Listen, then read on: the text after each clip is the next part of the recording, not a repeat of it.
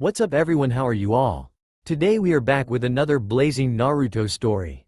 What if mysterious swordswoman becomes Naruto mentor? If you enjoy then please like, share and do comments, and also check the description to original creator of this beautiful creation. An expanse of water extended infinitely in all directions.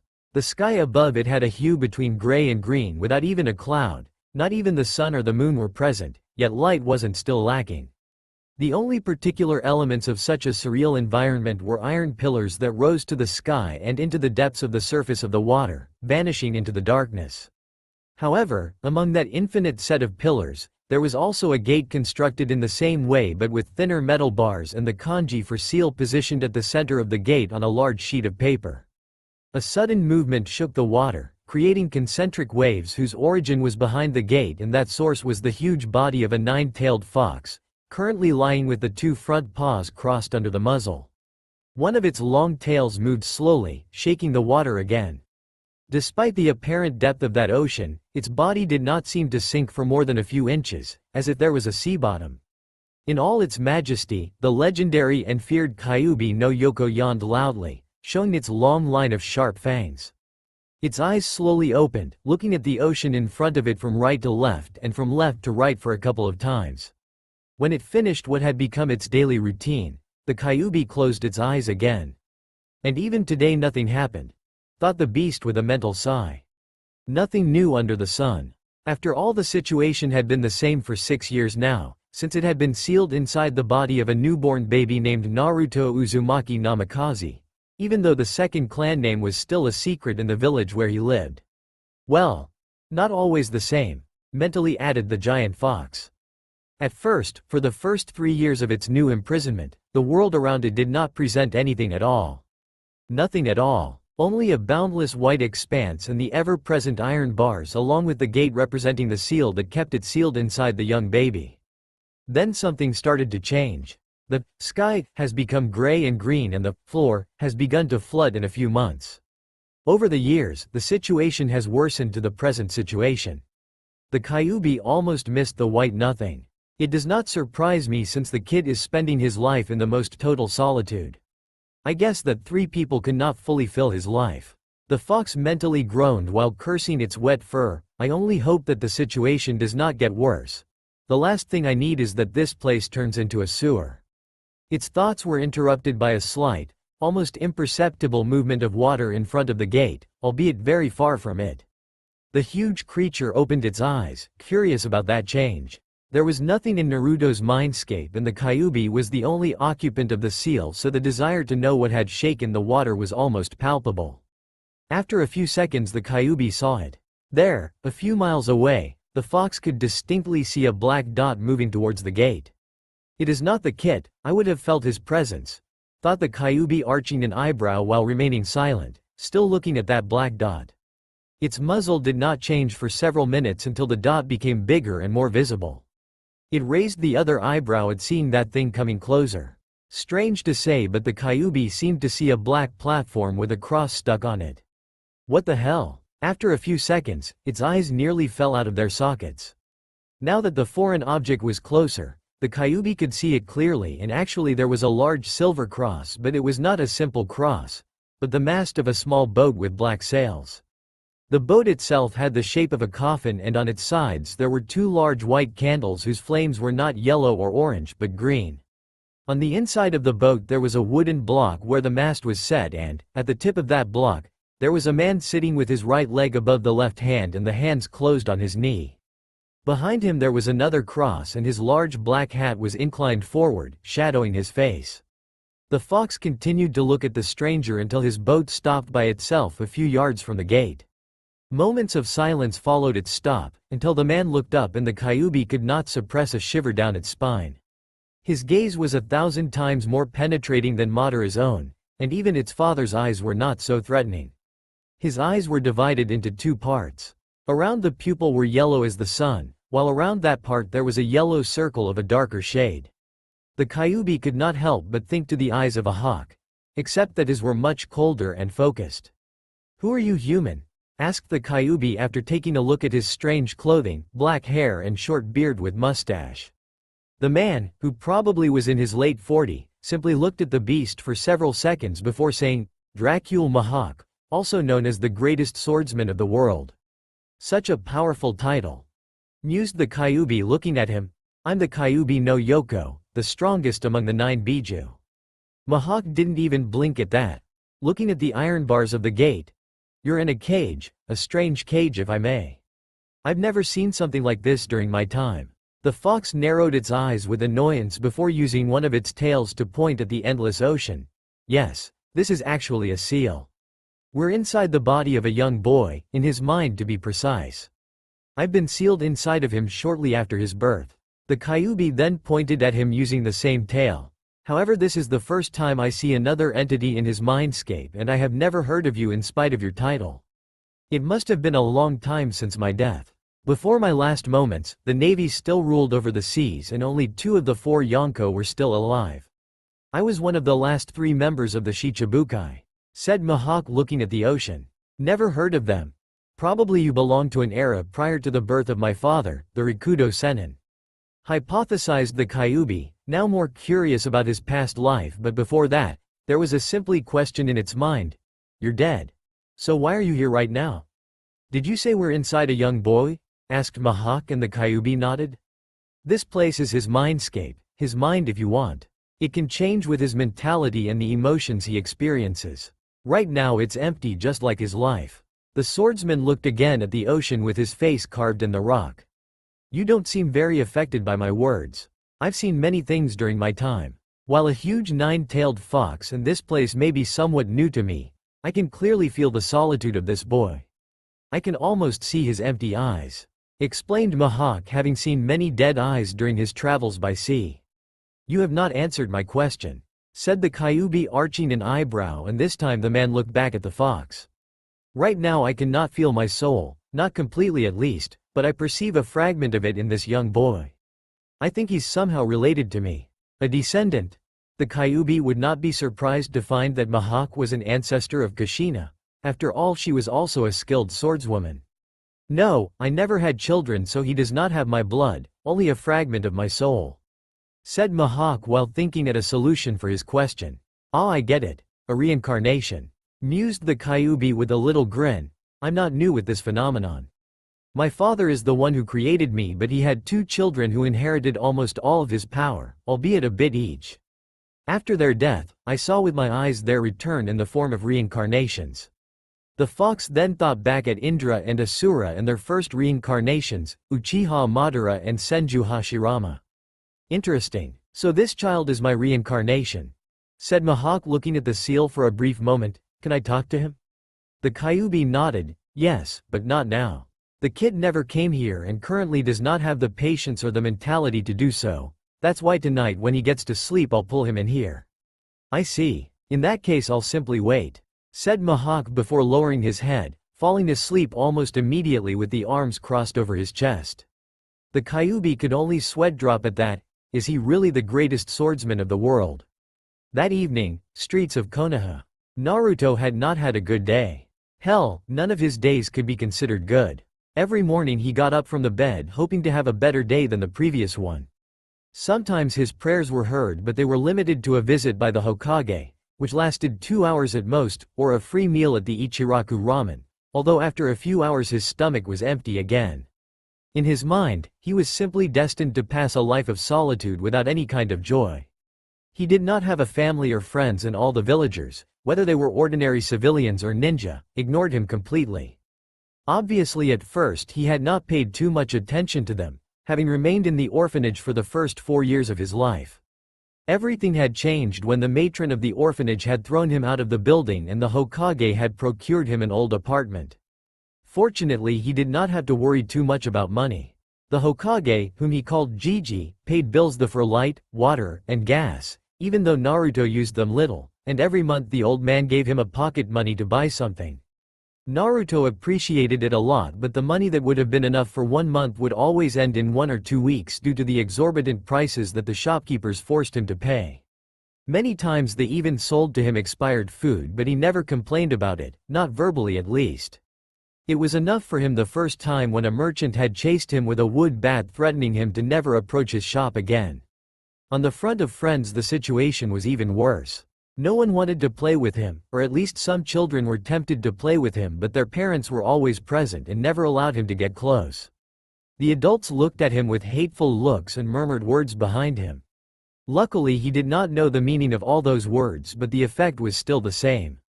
He was alone. Of course, there were people who treated him as a simple human being, but he could count the number on the fingers of a hand, without using them all. Besides, they could not always be present. The Hokage had to govern the village while Ayame and Tuchi had to look after their ramen stand. With a loud sigh, he walked into his apartment ignoring the new graffiti on the door and went straight to the bedroom. Today he was more tired than normal. Having found no one to play with, he had decided to train a bit so that he could improve even during the spar matches at the academy. The Ninja Academy, another sore button. Although it had only begun a few weeks ago, he had already figured out the situation. The teachers ignored him as everyone and his peers tried to avoid him as if he was a disease. The only moment he could hope for to have human contact of some sort was during those spar matches, but he lost each time because their teacher always put him against the best in the class, Uchiha Sasuke, or against the children anxious to beat him so as to prove themselves superior, such as, for example, that annoying child with the dog, Inuzuka Kiba. With another sigh, he flopped down on his bed, slipping quickly into a light sleep, unaware that a certain fox was waiting for that moment to change forever his destiny. Naruto's mindscape. He's here, boomed a deep voice, waking him up suddenly. Naruto panicked immediately after feeling the water around him, but after a few seconds he calmed down, noticing he was sinking or drowning. However, the panic returned even stronger as soon as he saw the huge fox with 9 tails a few feet away from him, albeit with a gate between them. Now I can understand why I appeared here in addition to the presence of the fragment of my soul. Despite his terrified look, I can see a burning flame in his eyes, said a male voice to his left, and, upon turning in that direction, Naruto couldn't help but shiver after seeing the eyes of that man with a huge black sword similar to a cross on his back. Who are? Why you? Asked Naruto, looking at the two of them with a scared face, but while the man stood impassive, the giant fox grinned at him. Oh, I missed that look so much. You learn to appreciate little things only after having lost them for years. Chuckled the Kyuubi before changing its voice in a more serious tone. To answer your question, Kit, I am the Kyuubi no Yoko. Naruto widened his eyes in utter shock. The Kyuubi. But Gigi said that the Kyuubi was killed by the Yondaime Hokage. Unfortunately for you, I am a being made entirely of chakra and therefore I cannot be killed. Not by traditional methods at least.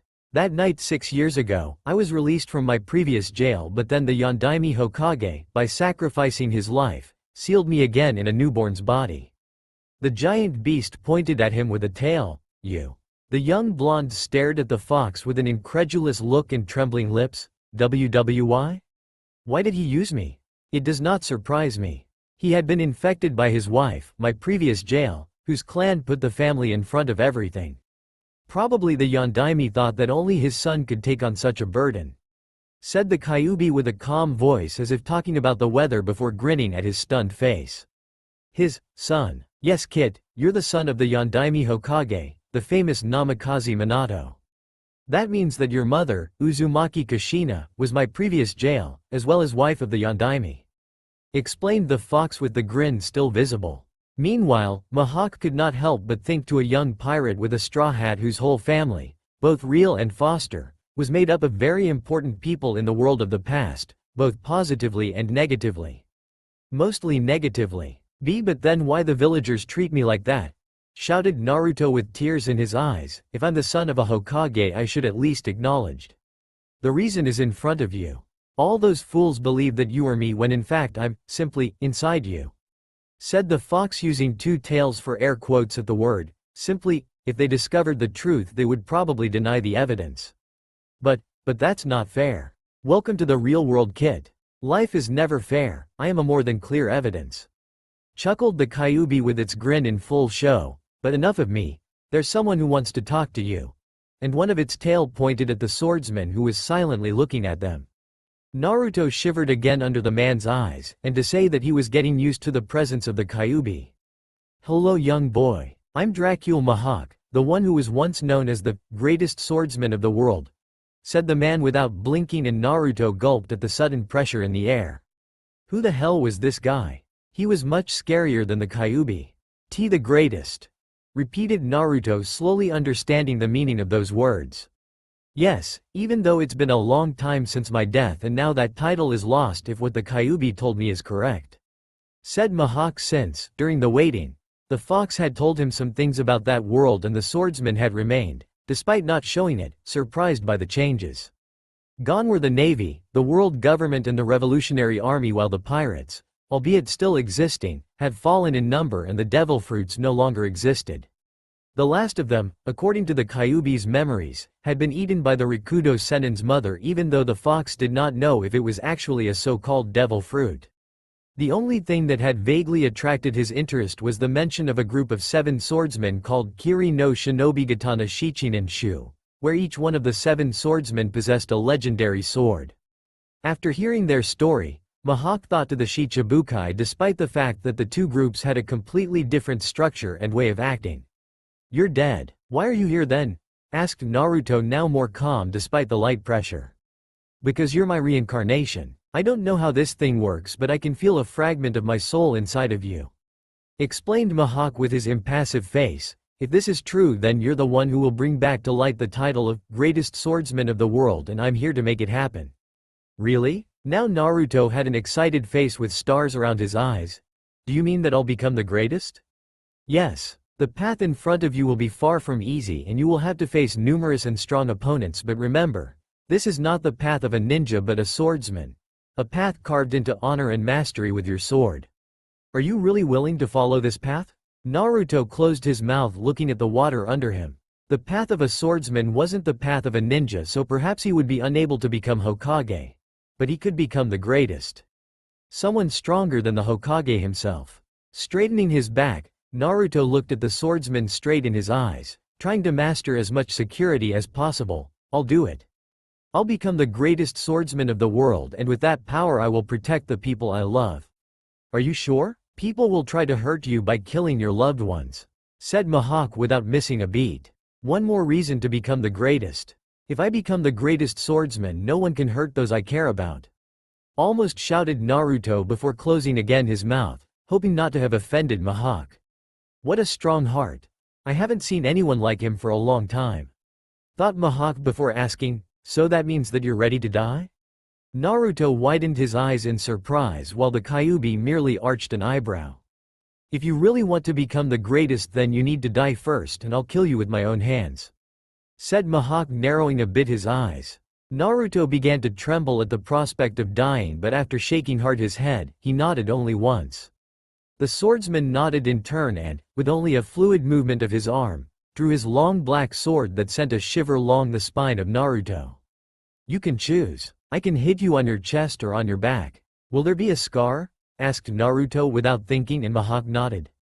After a moment, the young blonde gulped. Once Gigi told me that the most famous swordsmen are the samurai and they fight face to face with their enemy. If I had a scar on my back, it would mean that I ran away from the enemy, and that's not what the strongest do. For the first time since his arrival, Mihawk grinned, recalling the words of a young swordsman with green hair. Scars on the back are a swordsman's shame. Admirable, just like him, thought Mihawk, still smirking before raising his sword toward the sky. Even the Kyuubi held its breath. The fox knew how reincarnations worked, and this was certainly not the right way. Without saying anything, Mihawk dropped a violent vertical slash until the blade was just an inch from the water. Behind Naruto, almost immediately, a long cut opened in the ocean for miles and miles, shaking the water like a storm, but the blonde wasn't even scratched by that blow, confusing him. You're my reincarnation and this is my sword, Yuru, which means that it's as your sword too. It never would hurt his master in this way, explained Mihawk before turning the blade in his hand into a reverse grip. Young boy, you have shown a strong heart, but never throw away your life like this. There will always be a way to overcome the challenges you will face, you just have to find out how. After a couple of seconds, his face became even more serious. My name is Dracule Mihawk. Learn about yourself, learn about the world, and become strong. No matter how many years it takes, I will hold this seat of the strongest and wait for you. Surpass this sword. Try to surpass me, Uzumaki Naruto. Mihawk then lowered the blade. Now, grab the hilt of Yuru and accept your new destiny. Naruto silently watched the man in front of him and then the sword. Slowly but with determination he reached the hilt with one hand and then gripped it tightly. A moment later, a blinding purple light illuminated the entire ocean, forcing the fox to cover its eyes with a paw. The glow lasted only for a few seconds and, when the fox turned its eyes to the spot where the two humans were, raised both eyebrows, looking in slightly awe at the change. Mihawk was nowhere to be seen and the same could be said for Yuru while Naruto was still there, although now he was definitely different. The young boy had undergone a growth spurt, growing by several inches, and all the baby fat was now gone, replaced by light muscles over his body. Obviously nothing exaggerated or vaguely impressive, but it was still a step forward for him. His blonde hair was now completely pulled back and his sideburns were now longer and defined, pointing upward, while his whiskers marks were clearly more visible. The last change, the most notable, were his yellow eyes, now perfectly identical to those of Mihawk, including the cold chill that the fox could not suppress. "How are you feeling, Kit?" asked the Kyuubi, still looking impressed by the changes. "I'm fine. In fact, I never felt better," said Naruto with a calm voice while his face was almost the same of Mihawk, carved in the stone. He then looked at the surrounding ocean and asked, "Kyuubi, this place is my mind, right?" "Yes, why?" asked back the fox, now seeing a more smarter version of its young jail. "I think it's time to change a bit the view," said Naruto before closing his eyes. The Kyuubi could only gape as the ocean split literally into two and an enormous island emerged in a few moments as the clouds of the sky became black and purple. The metal bars that represented the seal vanished into nothingness, and in a few minutes Naruto found himself in front of an ancient castle in the middle of the island. The building was surrounded by a huge forest and many ruins which, however, were not visible due to a dense violet fog. Although Naruto had never seen it in person, the image of Kuraigana Island was still vivid in his mind, which now also housed the memories of Mihawk. "Can I ask you something?" asked a new, calm female voice behind him, and Naruto already knew who she was, thanks to the aura generated by the girl behind him. "What, Kyuubi? I have to say this place is not bad at all. A bit lugubrious, but at least it's better than an immense ocean. What I wanted to ask is, what the hell are these?" shouted the Kyuubi at top of her lungs. Naruto turned on his heels just to see a young woman in her early 20s with red hair styled in long curls and the eyes of the same color which were focused on his form. The now human Kyuubi was wearing a long black gothic Lolita dress with red boots, a large black hat and a red umbrella with two little horns and two eyes that were drawn on it. The particular thing was a patched fox-shaped plush that she was holding with her right arm, and on its belly there was the seal of the Shinigami. Naruto looked at her for a full minute before saying, "Clothes. I can see that. What I want to know is, why these clothes?" shouted the Kyuubi, throwing away the umbrella. "Why an umbrella? It's not even raining. Ughyo?" The Kyuubi went immediately silent after hearing that strange sound behind her, and turning very slowly, she saw a pack of huge mandrills which were looking at her, and one of them was holding her umbrella just like her before throwing it away in the same way. What the hell are those monkeys?" "Human drills," was the quick answer, and Naruto showed a little smile. They were the only inhabitants of this island with Mihawk and Perona, the girl who wore that kind of dress. So what, are you trying to recreate his home?" asked Kyuubi, looking at the human drills which were shouting something while swaying in the air their weapons. "More or less," admitted Naruto, looking at the building while thinking back at when he was Dracula Mihawk, one of the Shichibukai and the greatest swordsman of the world. The Kyuubi looked down at her ample chest that was put in full show thanks to the dress, and a small toothy smirk found its way on her lips. "Oh, are you sure that these were her clothes and not one of your dirty fantasies?" Naruto looked at her, noting that she was leaning forward just to show her bosom, and said, "Yes." Without missing a beat, the former fox looked at him for a second with a deadpanned face. "I already miss his old personality. By the way, Kyuubi, how should I call you?" asked then Naruto, surprising her. "Kyuubi sounds like a title or something like that." "That's right, Kyuubi no Yoko is just a mere title, but my real name is sacred to me. I can't simply say it to you like this," explained the woman, walking toward the castle. "I see. Then you can call me the future greatest swordsman of the world when you're addressing me," said Naruto, freezing her on the spot. "And why should I do that, Kit?" asked the Kyuubi with narrowed eyes. A title for a title. You already know my name, so, answered the reincarnation of Mihawk with his calm face. The woman glared at him before sighing, Kurama. My name's Kurama. And she walked away toward the castle. Kurama. I'll remember it. Nodded Naruto before materializing a katana in his right hand as the human drills were approaching him. Now, I think it's time to remove the rust from the sword. And with a little grin he charged against the beasts which mimicked him at the same moment. The next day, Hokage's office. Hiruzen cursed under his breath looking at the mountain of papers to sign on his desk. Why did he, the Sandaime Hokage, the student of the first two Hokage, the professor, the god of shinobi, have to spend most of his day locked in his office to sign unnecessary papers? New shopping center? Repairs for the kennel? A bigger spa center? Hiruzen read quickly before ripping apart those papers. These are no problems for a hidden village. I feel almost inclined to hope for a new war so that the routine changes a bit. After a couple of seconds he sighed while rubbing his eyes. By Kami. For a moment I sounded like Danzo. I really need a break from this curse. Hokage-sama, there's one Uzumaki Naruto here for you. Should I send him in? Asked his secretary through the intercom on his desk, and Hiruzen could almost touch the nervousness in her voice. Naruto-kun is here? He should be at the academy. Thought Hiruzen before pressing a button. Yes, send him in. I'll talk with him immediately.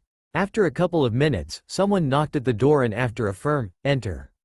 The door went open and the Sandaime had to suppress the strong desire to shiver after seeing who was at the doorstep. Hokage-sama, said Naruto with a bow before entering in the office with a calm pace. The Sandaime could only gape at this. Naruto always called him Gigi and had never shown such a fairness in the way of walking and referring to someone. Obviously the innumerable changes of his body had been noticed, but only his eyes had really caught the attention of the old man, who thought almost immediately at the eyes of a hawk. Naruto-kun? Asked Hiruzen while he could feel the confusion in his hidden Anbu, who were looking at the young kid now sitting in front of their leader. Yes, nodded the blonde. I came here to discuss something important. I hope not to interrupt your work. Hiruzen spared a side glance to the mountain of paperwork. Of course not, Naruto-kun. He quickly said with a smile before turning serious again, but I'd like to ask. What happened to you and your eyes more specifically? My changes fall into what I wanted to talk to you, but for this information I have to receive something in return. An exchange of information if you want, explained Naruto, still remaining calm while Hiruzen narrowed his eyes. His voice is the same, but then again his whole body is different and he is much calmer than usual. I can feel his chakra and that shouldn't be possible. They haven't reached that point yet at the academy. Thought Hiruzen before asking, what kind of information would you like to receive? Actually I have already inferred that information, but I would like to have a confirmation on why I was never told that I am the son of Namikaze Minato, the Yondaime Hokage, and Uzumaki Kushina, the previous Jinchuriki of the Kyuubi. Said Naruto with his calm voice, freezing Hiruzen and the Anbu. How? The Kyuubi, was the quick response. I met the fox last night in my mindscape where it explained some things to me, and this morning it also helped me to unlock my chakra. Hiruzen stared at him in silence for several seconds before moving his hand in a silent signal. Soon after, the hidden Anbu left the room and Hiruzen activated several seals in the office to have some privacy with the young blonde. Okay Naruto, I'll explain everything now, but please you've to understand that I did not do what I did for pleasure. Said Hiruzen, and Naruto simply nodded, allowing him to continue. As you already know, those two famous ninja were your parents. If they were just two simple ninja died during the Kyuubi attack, I would not have hesitated a second to tell you who they were, but unfortunately their fame was at the same level with their infamy in other villages, especially your father's with Iwa. As you probably already know, the village treats you horribly because of the fox sealed inside you, and for this reason there are not many ninja willing to protect you in the event of an attack. If I had announced who your parents were, perhaps more ninja would have been willing to protect you, but I would also have drawn a huge target on your back, and in the world we live in, there are really few people who would stop in front of a child. Iwa and Kumo, and maybe even Kiri, would not have hesitated to send assassins to kill you. I can understand Iwa due to my father's infamous name during the Third Shinobi World War, and the Kyuubi told me that Kumo tried to kidnap my mother. But what about Kiri? Asked Naruto, raising an eyebrow when Hiruzen smiled nervously at him. During her first year as a Jonin, she practically humiliated the generation of the Kiri no Shinobigatana Shichinen Shu of those years. Some of their members have survived and their successors still have a certain desire for revenge against her. So my mother was also a skilled swordswoman. Interesting. Yes, you can say that. She was for the most a heavy hitter with her chains and jutsu, but she was also a deadly swordswoman, said Kurama in his mind while flying over the castle. Naruto had given her the ability to fly just like Perona, and the fox really appreciated that little gift. It was really fun.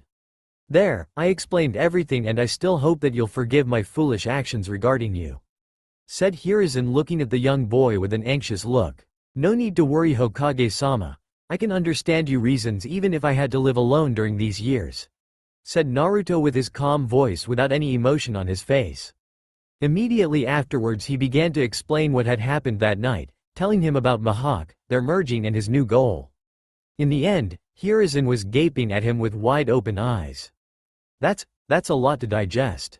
If it was not for your appearance and for your new knowledge, I would come to think of an excessive use of alcohol or drugs, deadpanned Hiruzen, still looking at the young blonde who merely shrugged. I may have a desire for a good red wine right now, but you can be sure that I will not take drugs, said Naruto without blinking. The merging with Mihawk had awakened in him new desires, and now he was much more inclined to make a nap than to think of a new prank. I see. Well, I must ask, what are you going to do now? Asked Hiruzen with concern in his voice. I'll remain in the shadow for several years while training my body and mind to become the greatest swordsman in the world. However, I'd like to have the access to the bank account of my parents. I need some money for a project, explained Naruto. Oh, what kind of project? Asked Hiruzen, who was now unnerved by the little grin on the face of his surrogate grandson. A sword, was the simple answer, and in that moment Hiruzen could not know, but that sword would have become the first milestone on the path that Naruto had undertaken. The path of the greatest. Naruto's apartment. Though the sun had risen recently, Naruto got out the bed with a calm pace, heading toward the bathroom where he had a short cold shower to wake up completely his body. After drying up and putting on clean clothes, he went to the kitchen and took an apple, then began eating it sitting on the couch while reading a textbook from the academy. The previous day, during his meeting with the Hokage, had come out that Naruto's textbooks were outdated. After sending some Anbu to retrieve the teachers from the academy, the Hokage had provided to him the correct textbooks for all the following 6 years at the academy as a sign of good faith. So, what are you going to do today? Asked Kurama after a loud yawn, since she wasn't exactly a morning person. Training, of course. I'm weak now, too weak. In my current situation, the idea of becoming the greatest swordsman in the world would make anyone laugh, answered Naruto, flipping a page. And it was true. He was ridiculously weak. Yes, he had a much higher stamina than his peers and had unlocked his chakra before them. Not to mention that Kurama was inside him, and so Naruto had access to even more chakra. After merging with Mihawk, he had obtained a more calm and concentrated mind, and as the fox said, he had also become much smarter. Even though she had said it with a voice that made him think of a veiled insult. The last benefits of the merging were Mihawk's eyes and memories. His eyes were a big advantage. Without even concentrating too much, Naruto could see distant things with incredible precision and could even track the quicker ninja with those eyes, such as the Anbu or a weird guy dressed in green who screamed, "Youth," all the time. Naruto could also guess the direction they took when they used the Shunshin no Jutsu, but then he lost them completely. Mihawk's memories, on the other hand, were just that. Memories. Naruto could easily remember all the styles of the people that Mihawk had faced, succeeding in reproducing the katas, but the advantage ended there. Different weapons and bodies were an almost insurmountable obstacle, and his current body was not at all ready for those moves. It could also be seen from his defeats against the human drills in his mind. After the merging, he had tried to face them using only his current capabilities. Needless to say that they had defeated him in a few seconds. Naruto was able to follow their movements, especially those of enemies who used swords, but his body could not react to their movements. After all, he had imagined them relying on Mihawk's memories, and so they were all very skillful with their weapons. At least he had a good way to train in his mind while he slept.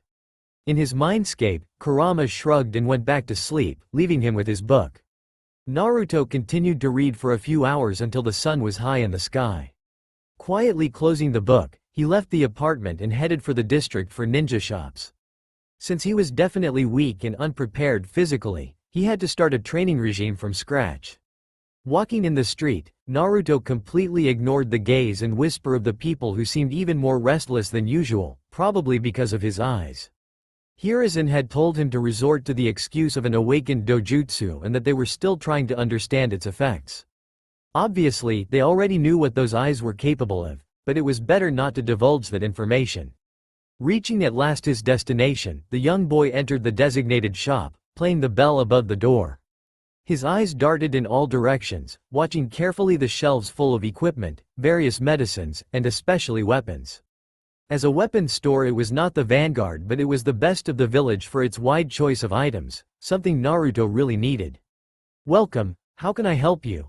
asked a man with short brown hair entering the room from a door positioned behind the counter. Judging by the crumpled clothes and sweat on the skin, he had just finished doing something in the warehouse. However, when the man glanced up at Naruto, he seemed to lose all the color from his face. "Good morning, I would like training weights for ankles and wrists, possibly with weight seals on them, then books on fuinjutsu, taijutsu, survival and medicine," said Naruto, walking toward the counter where the man was still looking at him.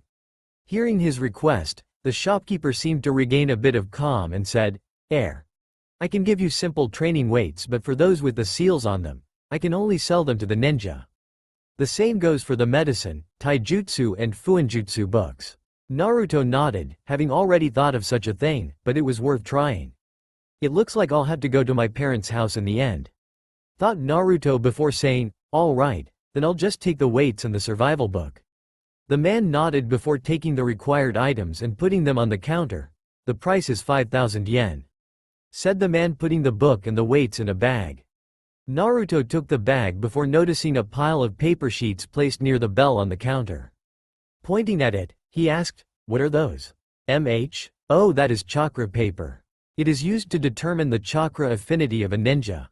The genin usually used it after finishing the academy, but now most of them use it only after becoming chunin," explained the man before picking up a piece of paper. After a few moments, the sheet of paper crumbled and all the fragments burned at mid-air, becoming ashes. "As you can see, I've a Kaiten and Doten affinity.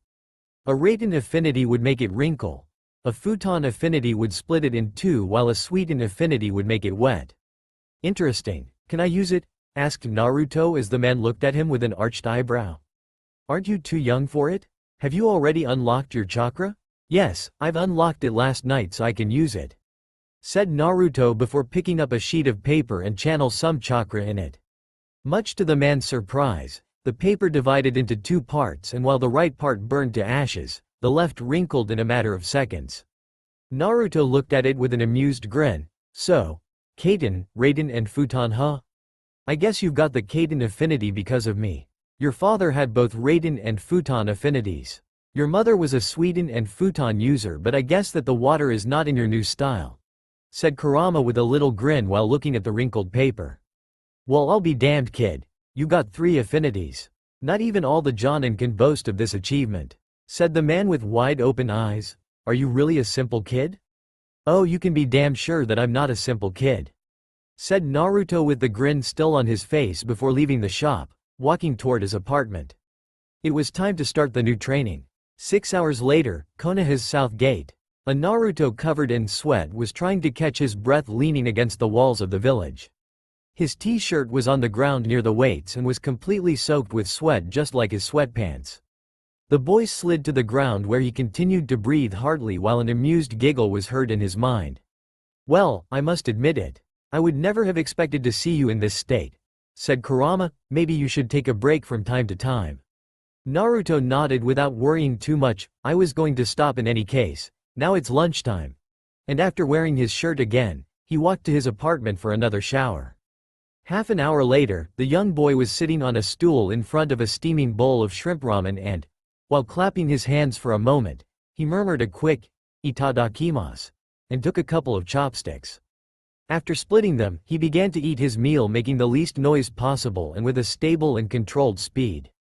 Unfortunately, despite the excellence of the food, he could not shake off the feeling of being watched by someone. Someone very close. Swallowing the noodles in his mouth, Naruto sighed softly. Can I help you with something, Ayame? Directly on the other side of the counter, the waitress kept looking at him for a few seconds and then asked, "Who are you and what have you done to Naruto?" "I'm Naruto," was the answer with an amused smile. "I may be different but I'm the one and only Naruto." Ayame frowned slightly. "When is your, or even better, Naruto's birthday?"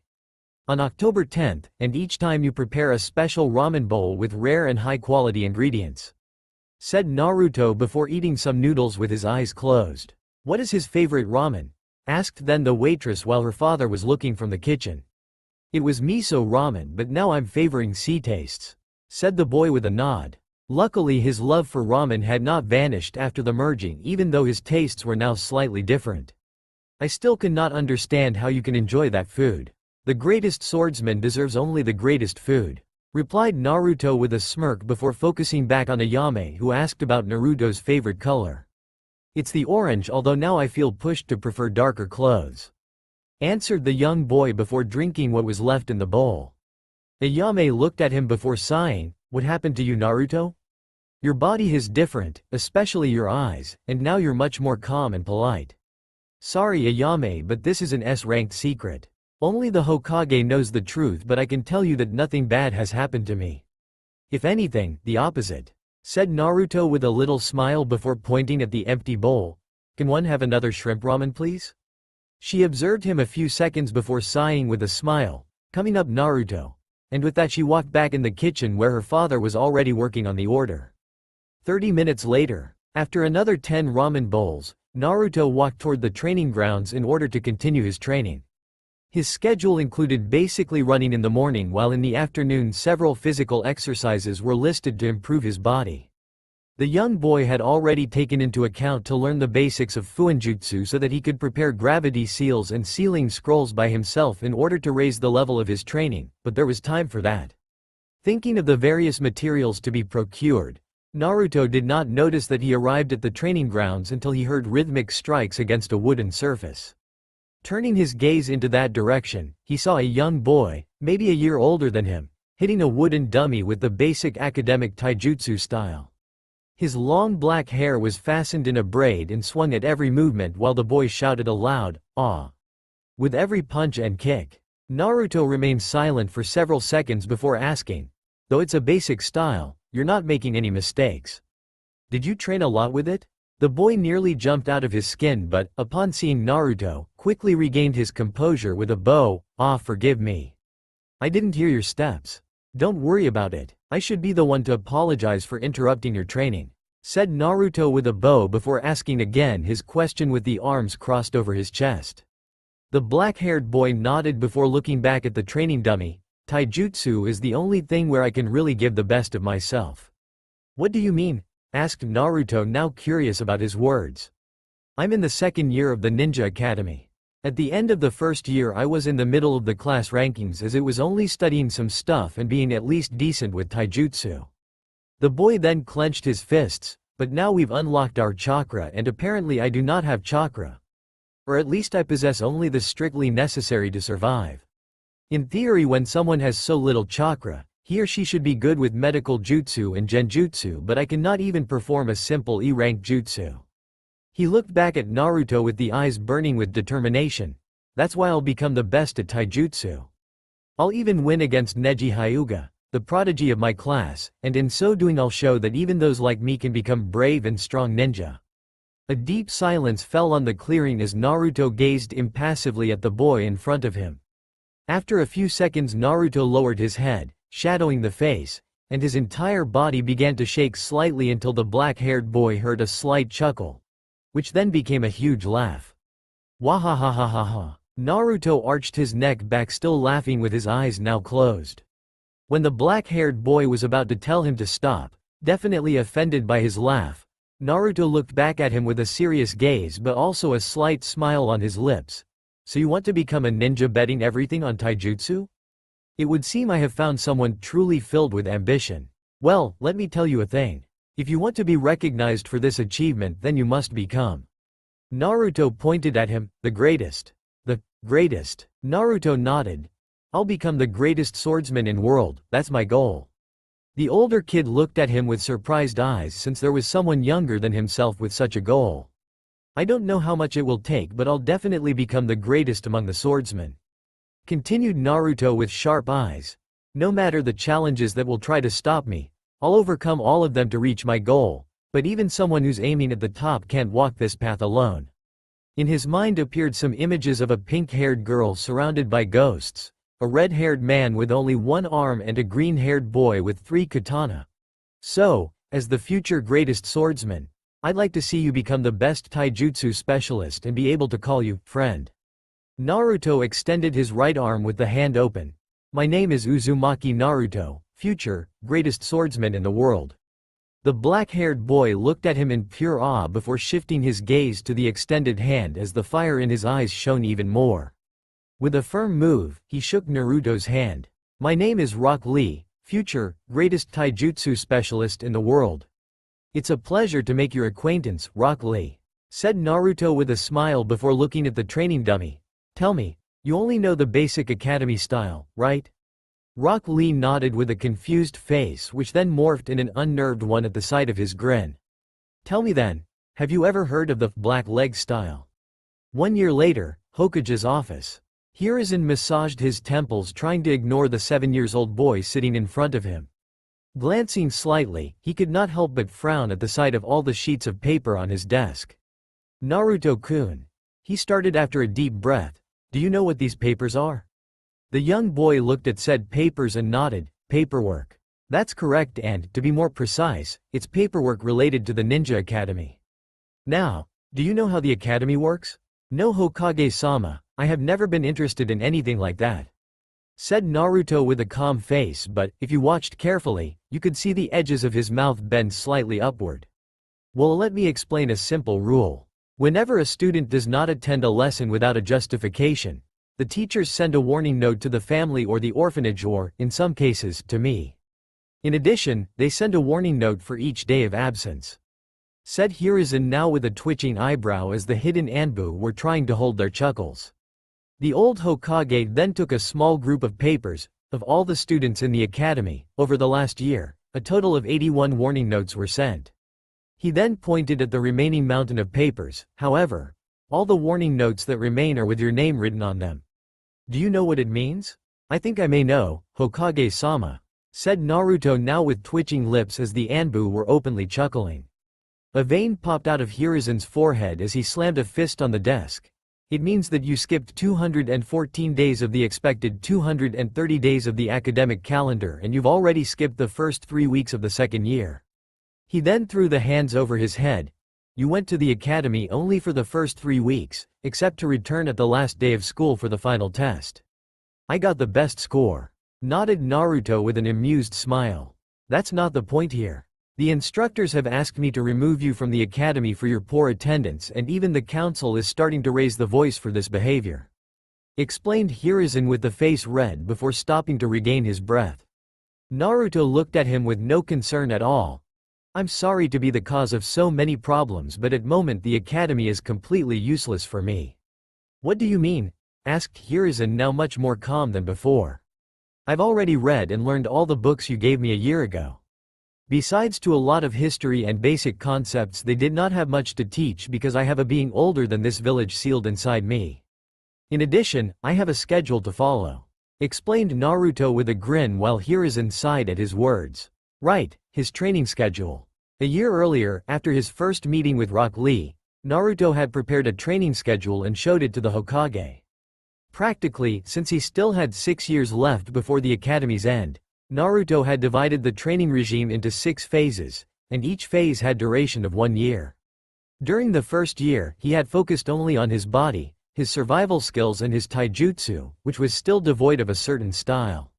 The results were visible since now, physically talking, he was definitely stronger than the other students in the academy, at least for those of his own generation. Now, during the second year, Naruto had started practicing what he needed to achieve his goal. Kenjutsu. For the past 3 weeks he was training with a simple Bakken even though he had not yet decided the style to learn. Obviously Naruto could learn different styles thanks to Mihawk's memories, but Naruto simply did not know what style learn first. Unlike Mihawk, who had become the greatest using only one kenjutsu style, Naruto wanted to become the greatest but not limited to one style, and also for this he was training with a Bakken, which was completely different from Yuru. This decision was also dictated by his body. Although he was definitely physically strong, Naruto was not ready for such weapons yet, so he had to start from a simple katana just as Mihawk did before getting Yuru. Here is inside again. Well, since you've already learned everything on those books, can I guess that you can perform the basic 3 of the academy? I know the theory behind them and I've managed to successfully perform the Henge no Jutsu and the Kawarimi no Jutsu, but the Bunshin no Jutsu gives me many problems. The Kyuubi says that is because of all the chakra I have due to the fox itself and my Uzumaki genes. Explained Naruto with a calm voice as the old man nodded. Ah yes, your mother had the same problem. Well, I've the solution for your problem, but it isn't necessary right now. I'll teach you a special jutsu created by the Nidaime Hokage that will help you. Said Hiruzen with a smile before adding, I would suggest you to withdraw from the academy for the next 5 years. When the time comes you will present for the final exam under my recommendation, so we will solve a lot of problems. He seemed to think about it for a few seconds and eventually nodded. I've no problem with that. By doing so I will be able to train without any problems. He then got up from the chair and, after a short bow, left the office. Walking quietly through the streets of the village, the young man reached the training grounds in no time. Early in the morning, Rock Lee was still at the academy and therefore he couldn't train with him, but Naruto's ears caught the sound of someone else training not too far from there. Walking in that direction, he came into a different training ground, full of dummies but also sandbags hanging from trees, and dozens of cuts could be seen on the trunks of those trees. A sudden movement caught Naruto's attention and the boy had just the time to see a flash as 3 deep cuts appeared on a training dummy. Slowly, Naruto shifted his gaze toward the man behind the dummy as he sheathed his sword on his back. It was a young man, probably in his late teens, with light brown hair mostly covered by a blue bandana and, judging by the color of his jacket, he was a jonin. Very impressive, said Naruto, catching the attention of the young man. Your attack is incredibly fast and you can even attack 3 times in a matter of a second. The jonin raised an eyebrow before asking, what are you doing here, kid? Shouldn't you be at the academy? Let's say I found a compromise with the Hokage. Said Naruto with a little smirk. You are Hayate Gecko, right? Yes, how do you know? Asked the now named Hayate as he walked toward the boy who simply shrugged. I asked the Hokage if there were swordsmen in this village, and although I know that the swords are not very used in this place, I was very disappointed to find out that there is only a master swordsman here. Said Naruto with an annoyed face. While some jonin and anbu use a sword or a tanto, I cannot consider them real swordsmen like you are. The same goes for your student, Yugao Izuki. Hayate raised both eyebrows. You've done your research. Unfortunately, if you want to find more swordsmen you must go to Kiri or Kumo. In those villages, kenjutsu is an integral part of their basic training, but I cannot help but ask why you are so interested with this art. Though, seeing the Bakken at his left side, the jonin had a half idea. Simple, I want to become a swordsman. I already have a basic knowledge about kenjutsu, but hitting mere training dummies will make me improve only to a certain extent, therefore I would like your help in that regard. Explained Naruto with a calm and serious face, surprising Hayate who, after a couple of seconds, chuckled. Kneeling in front of Naruto, the older boy put a hand on his head. I'm really happy that someone else is interested in this art, but I think you're still too young to learn. Maybe in a couple of years you will. In a fraction of a second, the tip of the Bakken grazed his forehead, hitting the metal plate of his forehead protector and thus sending the bandana in the air. Hayate remained completely motionless, looking with a stunned expression the kid in front of him, who, faster than expected from such a young boy, had practically struck him with a Bakken. Naruto remained silent for a few seconds and then asked, do you still think I'm too young? In response, Hayate turned slowly to look at his bandana several meters away, then returned to look at the blonde. Okay. Maybe you really have the basics to learn. Glad to know that we understand each other. Said Naruto with a little smirk before asking, I know that it may sound presumptuous, but do you think I could learn your style? The Konoha Ryu? So that's its name. Mused Naruto looking at the training dummy. You managed to hit the dummy 3 times in a blink, so can I guess that is a style based on speed? Hayate looked impressed at the younger boy and nodded. That was the Mikazuki no Mai, one of the many attacks of the Konoha Ryu. Its strength lies in the use of two Kage Bunshin that attack along with the original. Kage Bunshin? Repeated Naruto, tilting the head to the side. Yes, it's a special version of the Bunshin no Jutsu created by the Nidaime Hokage. Basically, the Kage Bunshin are not simple illusions but physical copies of the original, except that just a blow is necessary to make them explode in clouds of smoke. Explained Hayate while tying the bandana on his head. A big risk for those using this technique is to use all their chakra, since when you use the Kage Bunshin no Jutsu, you divide your chakra into equal parts. Maybe this is the jutsu that the Hokage wanted to show me, thought Naruto while nodding at the Jonin while Kurama chuckled in his mindscape. Oh yeah, both of your parents knew this jutsu and used it to the best. Even in the bedroom. Uhuha. Naruto mentally rolled his eyes. He wasn't interested in that kind of things. For now at least. That sounds like a jutsu I can learn without problems. Seeing the confused look of Hayate, Naruto added, I'm Naruto Uzumaki. Realization struck the Jonin in the face like a chakra-empowered fist of the legendary slug Sanin Senju Tsunade. Oh, I did not recognize you. Last time I saw you, you were, well, different. You can say that, nodded Naruto before returning on the previous topic. As I was saying, I could learn that jutsu with no problems thanks to my huge reserves of chakra. That may be true, but since the Konoha Ryu isn't based only on those type of attacks, we should start with the basic katas. Said Hayate, who, apparently, had already begun to act as a teacher with his new student. Now I'll show you the first ones, then you'll have to repeat them until you can do all of them perfectly. Naruto nodded and, after following Hayate in the middle of the training ground, looked at his new teacher while he moved slowly with the katana held in his hands. After seeing all the katas, Naruto came to the conclusion that the Konoha Ryu was not meant simply to fight or weaken but was designed to kill with precise and lethal blows. All the katas were aimed at vital points like neck, liver, heart and so on, and the fact that Hayate could reproduce all the katas without the use of a training dummy indicated that he was accustomed to its use. Contrary to how many people imagined, replicating the katas of a bukajutsu or taijutsu style did not only serve to memorize them but was intended to help the students to imagine a possible opponent, and for this purpose training dummies were used so that the strikes could be aimed at the vital spots of the dummy. Only after mastering the style, the students could then pass on the repetition of the katas against the shadows, imaginary opponents created by their minds. Most masters then lost the habit of using training dummies, using them only as targets for the techniques of their styles but not for the revision of the katas. That was the last one. Did you memorize them all? Asked Hayate, looking at the blonde, who nodded. Good. Now try to repeat them and don't worry if you can't repeat them all.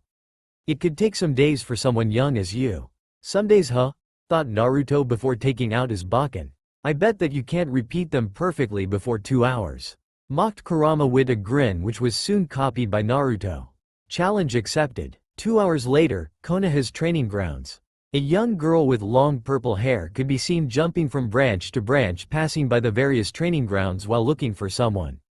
Her warm brown eyes scanned every single point in search of her sensei and not-so-secret lover, although their relationship had remained secret for a while, until her friend Anko had come to know about it. Sighing, the young girl shook her head. Let's see, Hayate-kun said that today we'd use the training ground number 15. Reaching at last her destination, she landed in the middle of the clearing and immediately noticed Hayate with his shoulders facing her. Walking towards him, the girl caught sight of a child intent to reproduce the basic katas of Konoha Ryu a little far from Hayate. Raising an eyebrow, she pointed to the child. Hayate-kun. Who's he and why is he practicing the katas of the Konoha Ryu? Receiving no answer, she turned to her lover and raised the other eyebrow at seeing that he had his eyes wide open and was speechless. Hayate-kun? Asked the girl, snapping her finger in front of his face as he finally turned to her. Oh hi Yugao-chan. I didn't hear you, mumbled the boy while scratching his neck. I noticed. Now, care to update me on that kid? Yugao asked again while pointing at the blonde who was still practicing with the katas. He's Naruto Uzumaki, and from today he's my new student. Apparently he wants to learn kenjutsu, but I could almost learn from him instead. explained Hayate, looking back at his student while Yugao looked at him with wide eyes. Shouldn't he be at the academy now? Asked her, since she knew about his status and the fact that he was enrolled at the academy to become a ninja. But then her mind focused on his last words. Learn from him? He's only a kid. He has learned all the basic katas of the Konoha Ryu in 1 hour. As you can see, he has already started practicing them against a shadow. Explained Hayate, and Yugo's eyes nearly fell out of their sockets. What, 1 hour? All the basic katas? It took me 2 days to learn all of them, shouted the purple-haired girl while glancing at the kid who was now looking at them with a little grin. I know, but that's what happened. He must be some kind of prodigy, just like Uchiha Itachi. Hayate assumed, still stunned by the incredible ability of Naruto. By now, the young boy was already in front of them and, after a short bow toward Yugao, he said, "Good morning to you, Yugao-senpai. I hope I do not bother you now that I will train here with you." Yugao-senpai. She repeated it in her mind just to hear its sound, and she really liked it. Despite the kid's eyes, which had caused her a shiver along the back, she smiled at him while nodding. "Don't worry, Naruto-kun, you are not bothering me. It will be fun to have someone else to train with besides Hayate-kun. If you ever need to spar with someone, feel free to ask to me." In that moment, Naruto's grin widened, though only slightly, but Yugao could not hold back another shudder. "I'll remember this kind offer of yours, Yugao-senpai," said Naruto before walking toward a training dummy, leaving behind the other two, while Yugao couldn't help but think, why do I feel that I just dug my own grave? 1 year later, Hokage's office. "So there is no chance for a possible reconsideration," said the Hokage with a tired face, looking at the young Anbu kneeling in front of him. "I'm afraid not. My father is determined and nothing can make him change his mind, not even me," confirmed the black-haired boy with an Anbu weasel mask over his face. The old leader could only sigh before nodding toward the big window behind him. "I love Konoha. I'm the Hokage and I'd do anything to protect my village. But sometimes even I have to operate in the shadows." He looked back at the Anbu, who was still looking at the floor. Anbu Uchiha Itachi, codename Weasel. The young ninja stiffened his body, ready to receive his new orders. His last orders. "I'm assigning your last mission as an Anbu of Konoha. Your mission is to completely eliminate the Uchiha clan. Then you will have to leave this village as a missing nin and you will be inserted in the bingo book," said Hiruzen with a heavy heart while the Anbu remained motionless. "I understand, Hokage-sama," said the Anbu without looking at him. "Can I ask for a favor, if possible?" "What do you need? Can I spare Sasuke? He is not aware of the coup." Hiruzen took a drag from his pipe and then released several smoke circles in the air. After several seconds, he looked at the young Anbu. "Very well, you can save your brother. I'll make sure that he doesn't find out the truth about this mission." "Thank you, Hokage-sama." Itachi looked at his leader and bowed one last time before shining away without a sound. Now alone in his office, Hiruzen looked at the pictures of his predecessors, Hashirama-sama, Tobirama-sama. "How I wish you were still here to show me the right path." 3 hours later, Konoha's training grounds. Itachi was sitting on a rock as he watched the full moon rise in the night sky. In a few minutes, his clan would meet its end by his own hands. Well, not just his own, because he had been able to get the collaboration of another Uchiha for this mission, but no one had to know about him. Not now, at least. Completely absorbed by the moon, Itachi was completely surprised when he heard the noise of an explosion not too far away. Confused by that noise, he ran in the direction of the source of the explosion and, after a few seconds, came to the edge of a large clearing where several training dummies had been reduced to ashes. Not far from their remains, there was a blonde child who was going through a series of hand seals. Kaden. Ryuka no Jutsu. A violent stream of flames escaped from the child's mouth and the flames hit another dummy that was brutally burned by the fire, turning it into ashes. After a few seconds, the blonde interrupted the flow of flames and breathed deeply a couple of times to recover from the effort. It did not take long for him to recognize the child. Naruto. Is he still training at this time? 2 years have passed since the fateful night where Naruto and Mihawk had merged, and now the entire village was aware of his new appearance, but only the Hokage knew the truth. Itachi had seen him many times in the past while doing exasperating exercises for the body or training with Yugao and Hayate.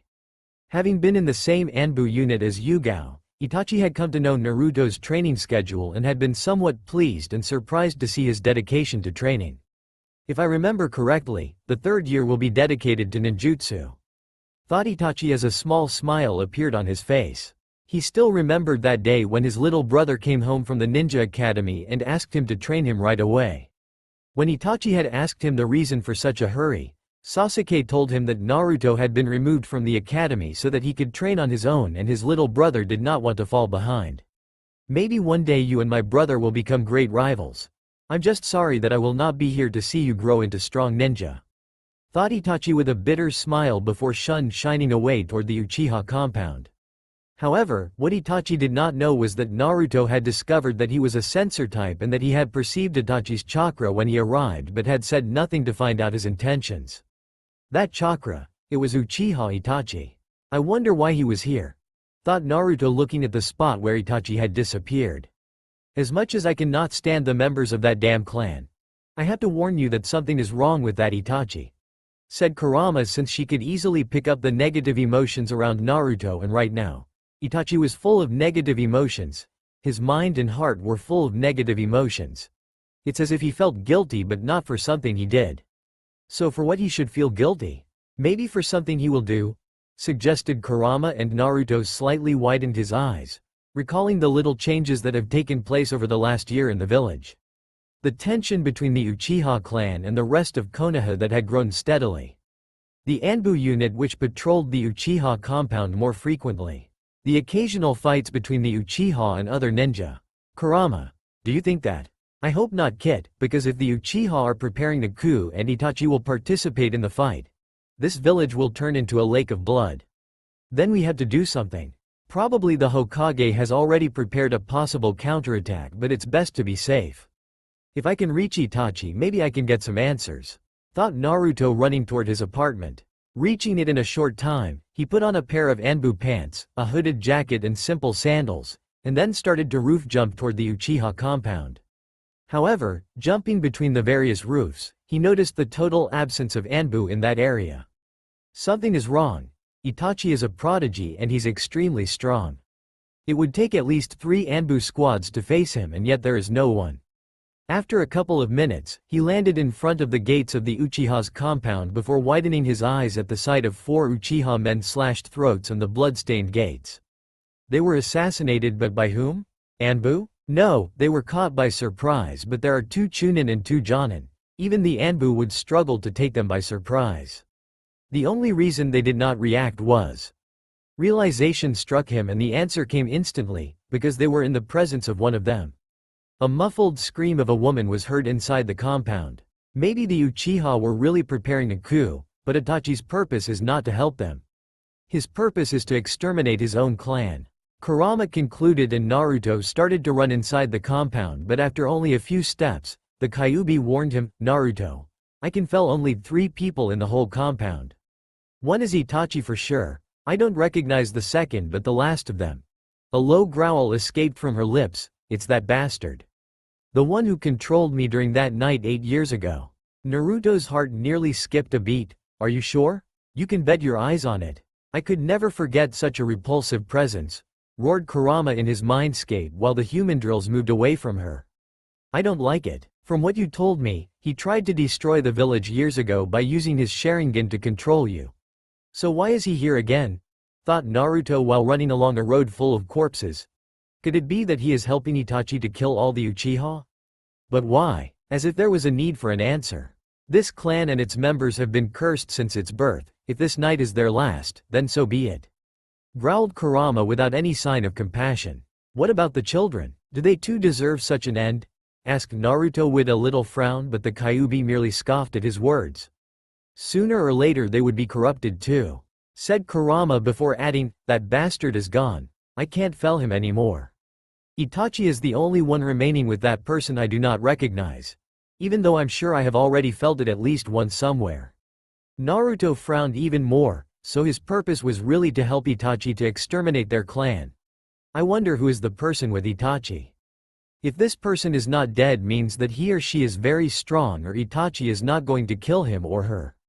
Maybe a member of his family?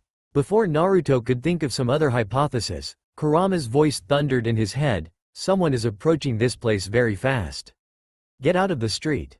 Without even slowing down, Naruto threw himself into an alley and flattened against a wall, blending perfectly with the shadows.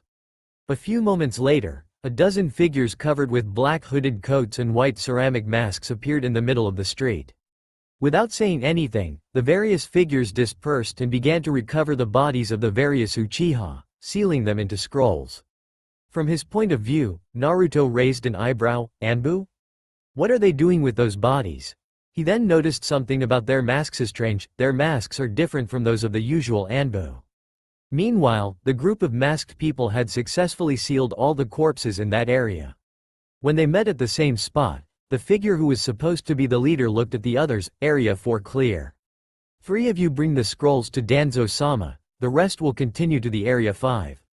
If you see the Hokage's Anbu, disperse and withdraw from your current spot. Don't engage. All the figures nodded and 3 of them roof jumped toward the center of the village while the rest of the group went along the street. Naruto, on the other hand, continued along the alley until he came up to another road where he started running again in the direction of Itachi. His mind was trying to elaborate all the information he had obtained, and despite being a slight consolation, it was certain that those Anbu were not the subordinate of the Hokage but they were apparently loyal to that Danzo. His thoughts were interrupted by the arrival of 2 other masked figures. "Damn it kid, I can't always scream for you. Try to concentrate on your surroundings," growled Kurama, very nervous about the current situation.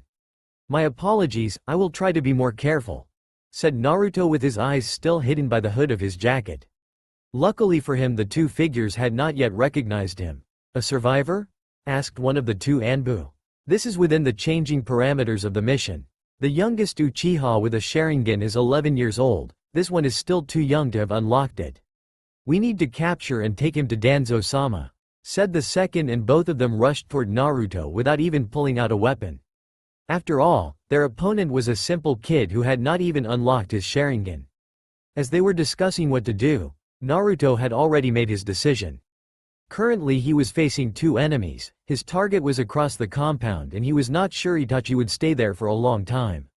So, without wasting time, he channeled some chakra into the seals on his wrists and, with small puff of smoke, 2 wakizashi appeared in his hands in a reverse grip. He then stretched forward his arms, rotating the wrists so that the blades were pointing toward the sky. The 2 masked figures were now a few feet away from him when he raised his gaze slightly and 2 cold yellow eyes pierced their souls. Naruto took a deep breath and then whispered, "Nightoryu."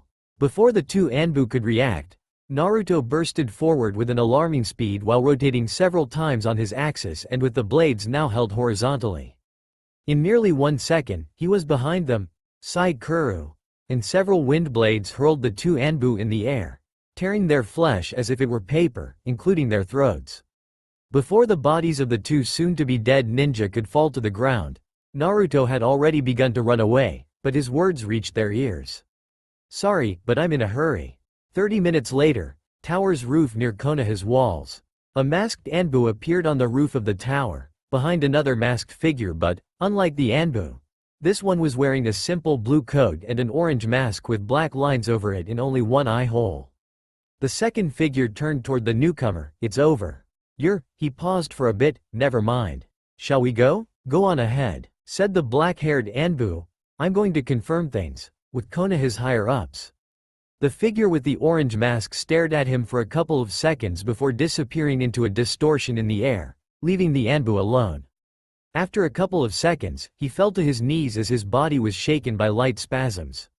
Shortly after, he began to sob while warm tears fell through the eyeholes of his mask. Why? Despite the sound of his sobs and the confusing state of his mind, that simple word boomed like a thunder in his ears and, faster than ever, the Anbu rose while turning to the one who had spoken. It was at that moment that Itachi, for the 3rd time in his life, felt the purest fear squeeze his heart. The first time he had felt such a fear had been during the Kyuubi's attack. Despite his nature and emotional control, the Biju's evil aura was easily able to overcome his barriers, and only the love for his little brother helped him withstand that fear. The second time, however, was due to his father, and when he used his Mangekyo Sharingan to show him a future where his father would control the Kyuubi to attack the village again. Though it was only a genjutsu, those visions had scared Itachi and he was not afraid to admit it. Now, the reason he was experiencing that feeling again was a little kid with two yellow eyes that were looking at the deepest part of his soul. Itachi had met Naruto several times and his eyes had always kept some warmth in them, despite being the eyes of a predator, but now that warmth was gone and his eyes were cold and sharp. Only the Sharingan was able to intimidate someone without the ki being added, and Naruto had yet to release his own ki. I asked. Why? Repeated Naruto without missing a beat while still glaring at Itachi who, in spite of the fear suffered because of those eyes, had not retreated or had given signs of withdrawing.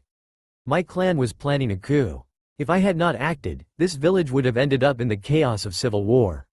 Explained Itachi with a calm voice, perfectly masking his anxiety. That's not what I want to know.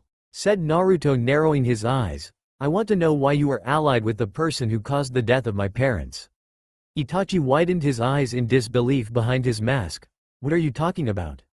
Tell me, what do you know about the night when the Kyuubi appeared and attacked the village? Asked Naruto tilting slightly the head. Do not worry about sensitive information. I already know the whole story. Itachi remained silent for a few seconds but then said, your mother had to give birth that night. A member of my clan was an Anbu at the time and told me that many Anbu were assigned to something important, probably your mother's security during that delicate moment. However, something went wrong and the Kyuubi was released. Many witnesses say that during the first part of its attack, its eyes reflected a Sharingan. Because of this particular, my clan started to be marginalized in the village and this fomented the ideas of a possible coup. That's all I know. Naruto nodded. It's true. Everything all you've heard is the truth but you lack details. He looked at the full moon. During the time of my birth, a man killed the Anbu who were guarding the place, the wife of the Sandaime Hokage and her assistant, after which he took me hostage. My father saved me but in doing so he left my mother back and the man took advantage of it to kidnap her and release the Kyuubi. His eyes slowly returned on the form of Itachi. You already know how it ended, but what you do not know is that the man who kidnapped me and released the fox is the same person who helped you exterminate your clan. A sudden weight crushed Itachi's heart. He had done a lot of research on that individual, discovering that he was Madara Uchiha who had survived for all these years.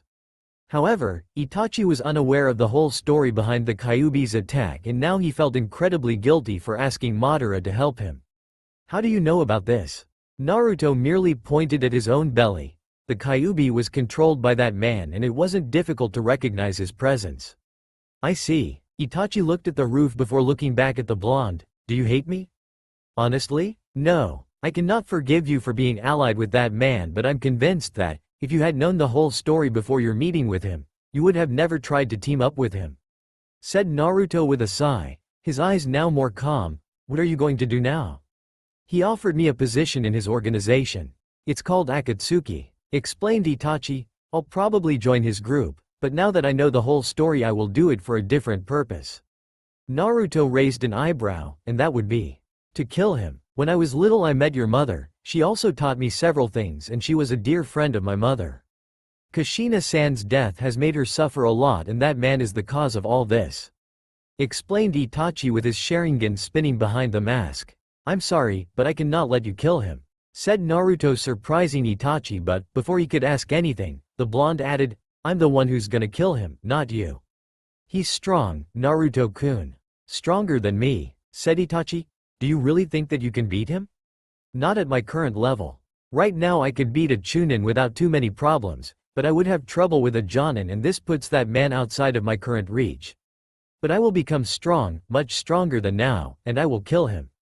After all I will become the greatest swordsman in the world and he will be one of my most important milestones.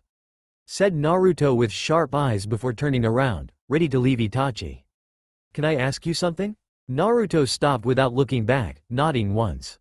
Can you protect my little brother for me? Asked Itachi with a calm voice. He wasn't aware of the coup so I did not kill him. The Hokage has already assured me that Sasuke will not know the truth and I would like it to remain in that way. By doing so your brother will hate you and will try to take revenge. I know but I don't care, I would willingly sacrifice my life for him.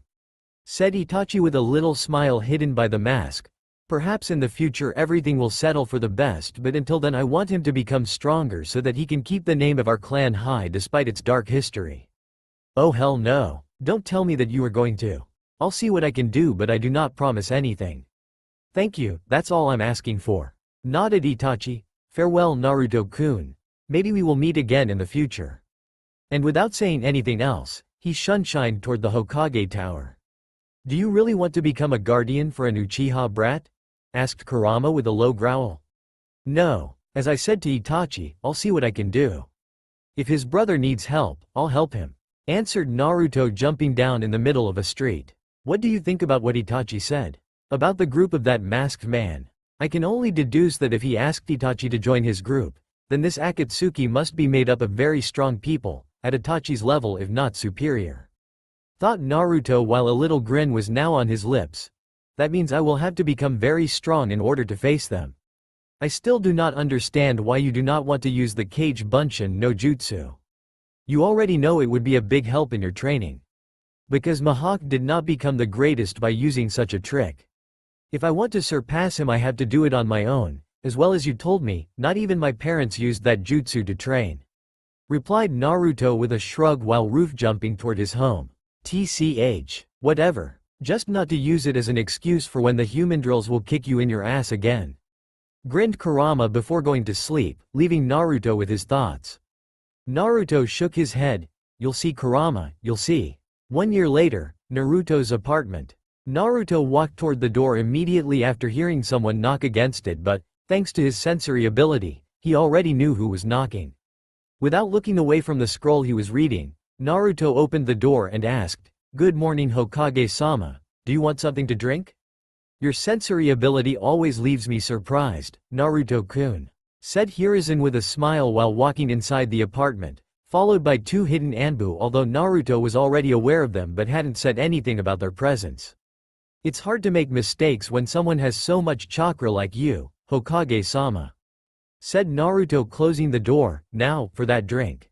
You know that I'm the Hokage and therefore I cannot drink so early in the morning, right?" Asked Hiruzen with a raised eyebrow. Naruto merely looked at him with a deadpanned expression. "A glass of red wine, please." In the silence of the apartment, 2 slap could be heard as the Anbu facepalmed hard against their masks. Naruto chuckled for a bit before walking toward the kitchen. After a couple of minutes, he returned with 2 glasses and a bottle of red wine and placed them on the coffee table in the living room, before sitting on one of the 2 sofas. Hiruzen sat on the other couch and took a glass offered by Naruto, starting to sip the wine. "Not bad, I still wonder how you can get these wines," said the Hokage with a smile as Naruto sipped his own drink. "You just need to know where to look, Hokage-sama," replied Naruto with a grin before asking, "I guess you did not come here just to drink a glass of wine. What did you want to talk about?" Hiruzen suddenly became more serious. "Tonight a team has returned from a mission in the land of rice fields. The team consisted of 3 Jonin and 4 Chunin.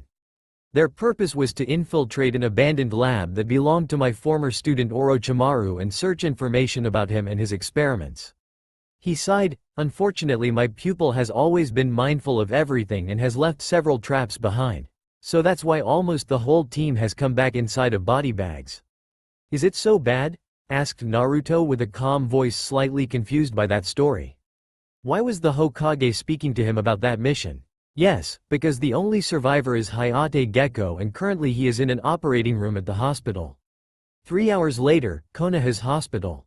"Maybe I should have taken something else as a gift," thought Naruto with a bouquet of flowers in his right hand and a bag with 3 bottles of red wine in his left hand. "In my opinion, they will be good as gifts.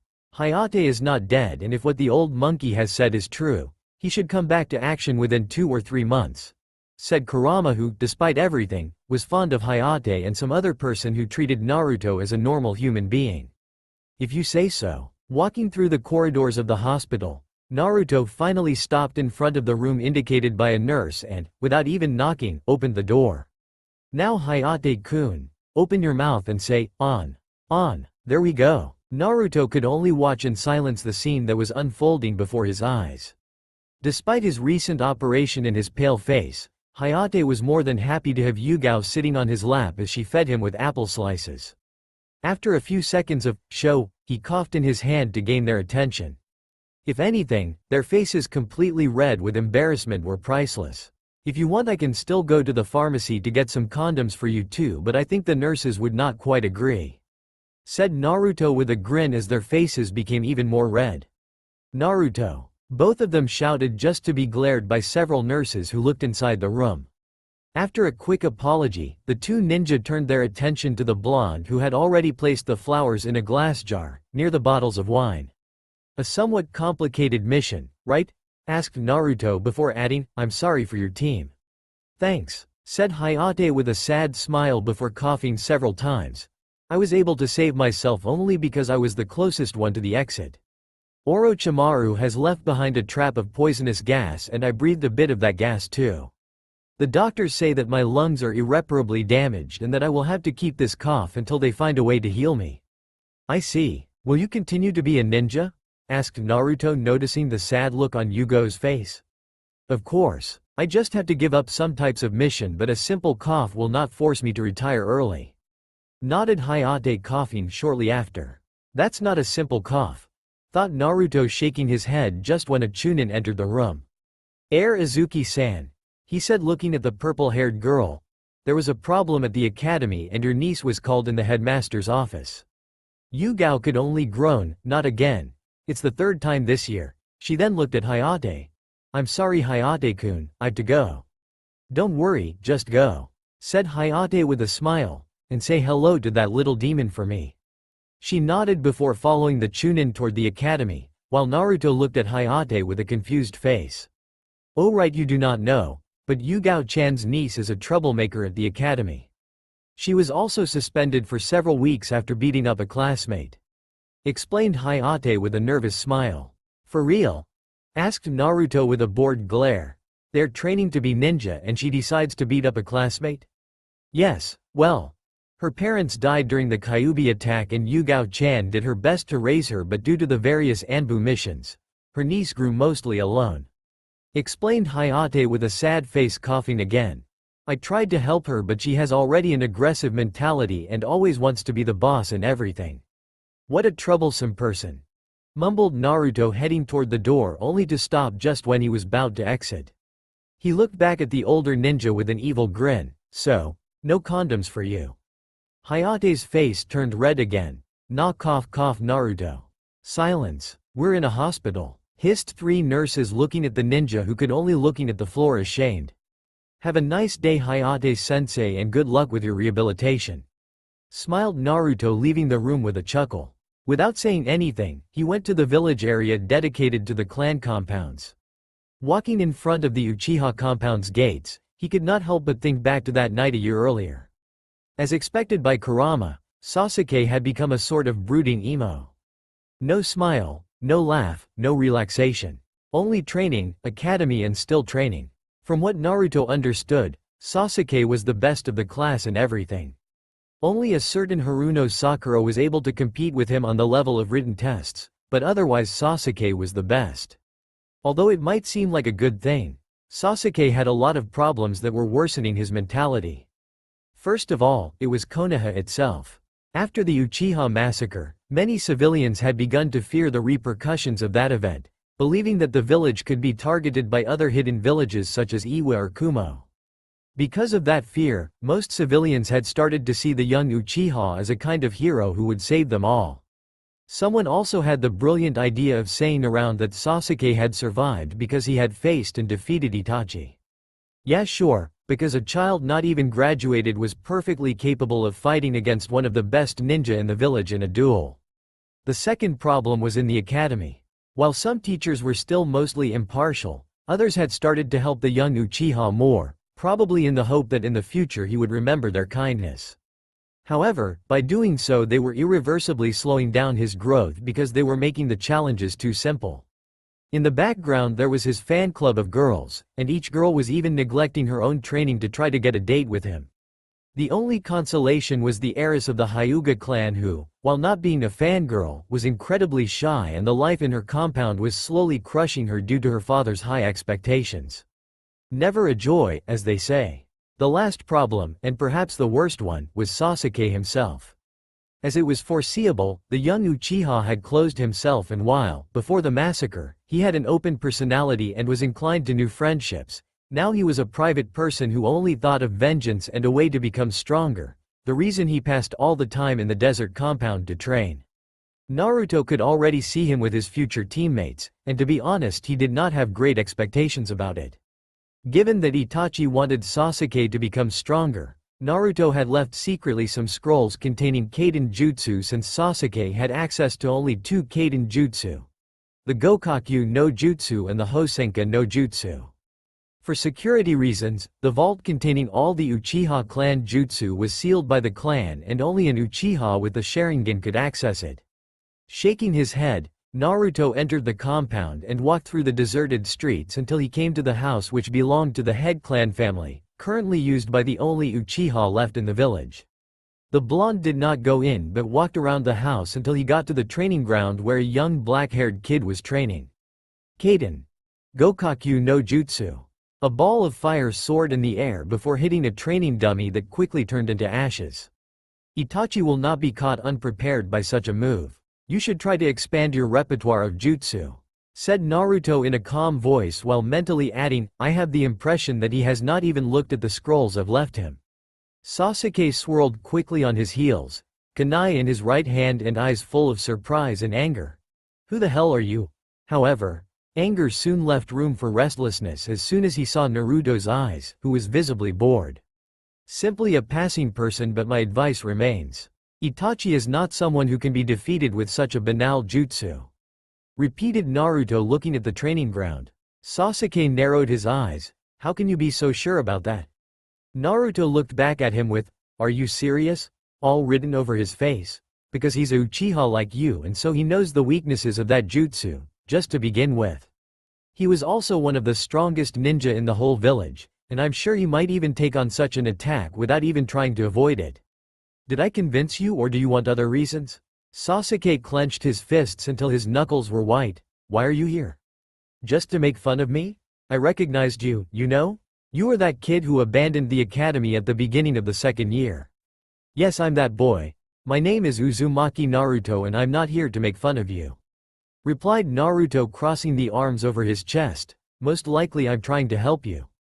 A vast repertoire of jutsu could help you more than repeat the same attack dozens and dozens of times. As if someone like you knew something about jutsu. You left the academy, shouted Sasuke with anger again in his eyes.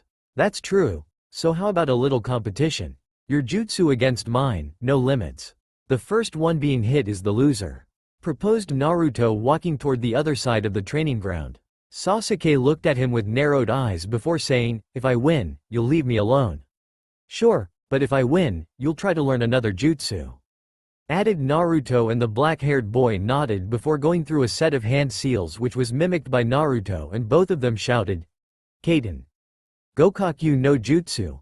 But, immediately after launching his attack, Naruto went through another set of hand seals. Futon Daitapa. A powerful gust of wind swallowed his sphere of fire while feeding its flames in order to create a huge flame cone that swept away Sasuke's fire smoothly and continued toward the Uchiha boy. Said boy was forced to jump to the side, but the flames of Naruto's attack managed to burn his left foot, making him wince in pain. After cutting off the stream of fire and wind, Naruto walked to the boy on the ground. As you can see, 2 simple C-rank jutsu can create a much stronger jutsu. Much stronger than a simple sphere of fire, right? Sasuke glared at him but said nothing. Instead he opted to try to get up. Looking at the devastation derived by that combined jutsu, he couldn't help but agree with the blonde boy. There are also other ways to become strong without having to use a jutsu, said Naruto, gaining his attention. What do you mean? Asked Sasuke before catching a Bakken thrown by Naruto, who had another Bakken in his right hand. Before Sasuke could understand anything, Naruto dashed toward him and made a violent horizontal slash with his weapon. Needless to say, Sasuke did not have the means to defend himself and was thrown to the other side of the training ground, bouncing a few times to the ground. Coughing a bit of saliva mixed with blood due to the impact, Sasuke tried to catch his breath, but Naruto was immediately above him and put the tip of his Bakken over Sasuke's throat. This is what I mean, said Naruto with a cold glare before removing the Bakken. Your brother was an ANBU. That means that he could use a sword and a tanto. Only ninjutsu won't stop him. Why? Are you telling me this? Asked Sasuke with a pained face. Let's just say that I'm keeping the word given, answered Naruto, walking away from the Uchiha boy. I will be back in a week. I hope to see some progress for that time. Sasuke looked at his back until he was out of sight and, with a great amount of willpower, walked back in his house toward the first aid kit for his foot, using the bakken as a crutch. Walking in the living room, he saw 3 scrolls on the coffee table, each one of them with the kanji for fire on it. The black-haired boy looked at the scrolls for a couple of seconds before shifting his gaze toward a family photo on a cabinet. He glared at his brother's face and, without even looking, grabbed one of the scrolls, walking back to the training ground. He had no time for a first aid kit. 1 year later, Konoha's hospital. Well, I'd say you're all right for now, said a doctor as he looked at Hayate's medical card. For a few hours you will feel your throat a bit sore, but then the effect of the visit will pass. I see, thank you Hazani-san. I'll see you next week, said Hayate with a bow before leaving the room, finding Naruto leaning against the wall with his arm crossed. Good morning Naruto. Good morning to you too Hayate-sensei. What did the doctor say? Asked Naruto, looking at the door of the medical room before walking away with the older ninja. The usual. My lungs are still in a bad shape, explained Hayate, coughing several times. Apparently I will not heal so soon and I'm lucky not to get worse, coughing crisis apart. I see. It's a shame, I was hoping to face you at full strength, joked Naruto with a grin, gaining a side glare by Hayate, who slapped the young blonde on the back of his head. I can still kick your ass if I want. So you were holding back during our last 20 spars? Asked Naruto, and this time Hayate could grumble something under his breath between the various coughing shots. Not far from them, 2 nurses were chatting with each other when, at one point, they said something that caught Naruto's attention. Kojima-san has been assigned to that girl, said one of the 2 nurses, shocking the other. What? Why did he accept the job? Does not he know how dangerous that girl is? Asked the second, and the first shrugged. I believe it is because of the oath of all the doctors. I just hope that that girl does not kill him with one of her illusions, said the first before walking away with her friend while Naruto was still listening. Interesting, there's a girl with illusions strong enough to be able to kill. Could she belong to that clan? Wondered Naruto, thinking back at the books he had read to learn the various clan of Konoha and their costumes. Among them there was the Kurama clan, once renowned as one of the major clan in the village. Like the Hyuga clan, the Kurama clan was also divided into 2 classes, with the main house ruling over the branch house. This fallen clan was famous for its Kekkei Genkei that allowed its members to create incredibly powerful illusions, some of which could also kill the victims of such illusions.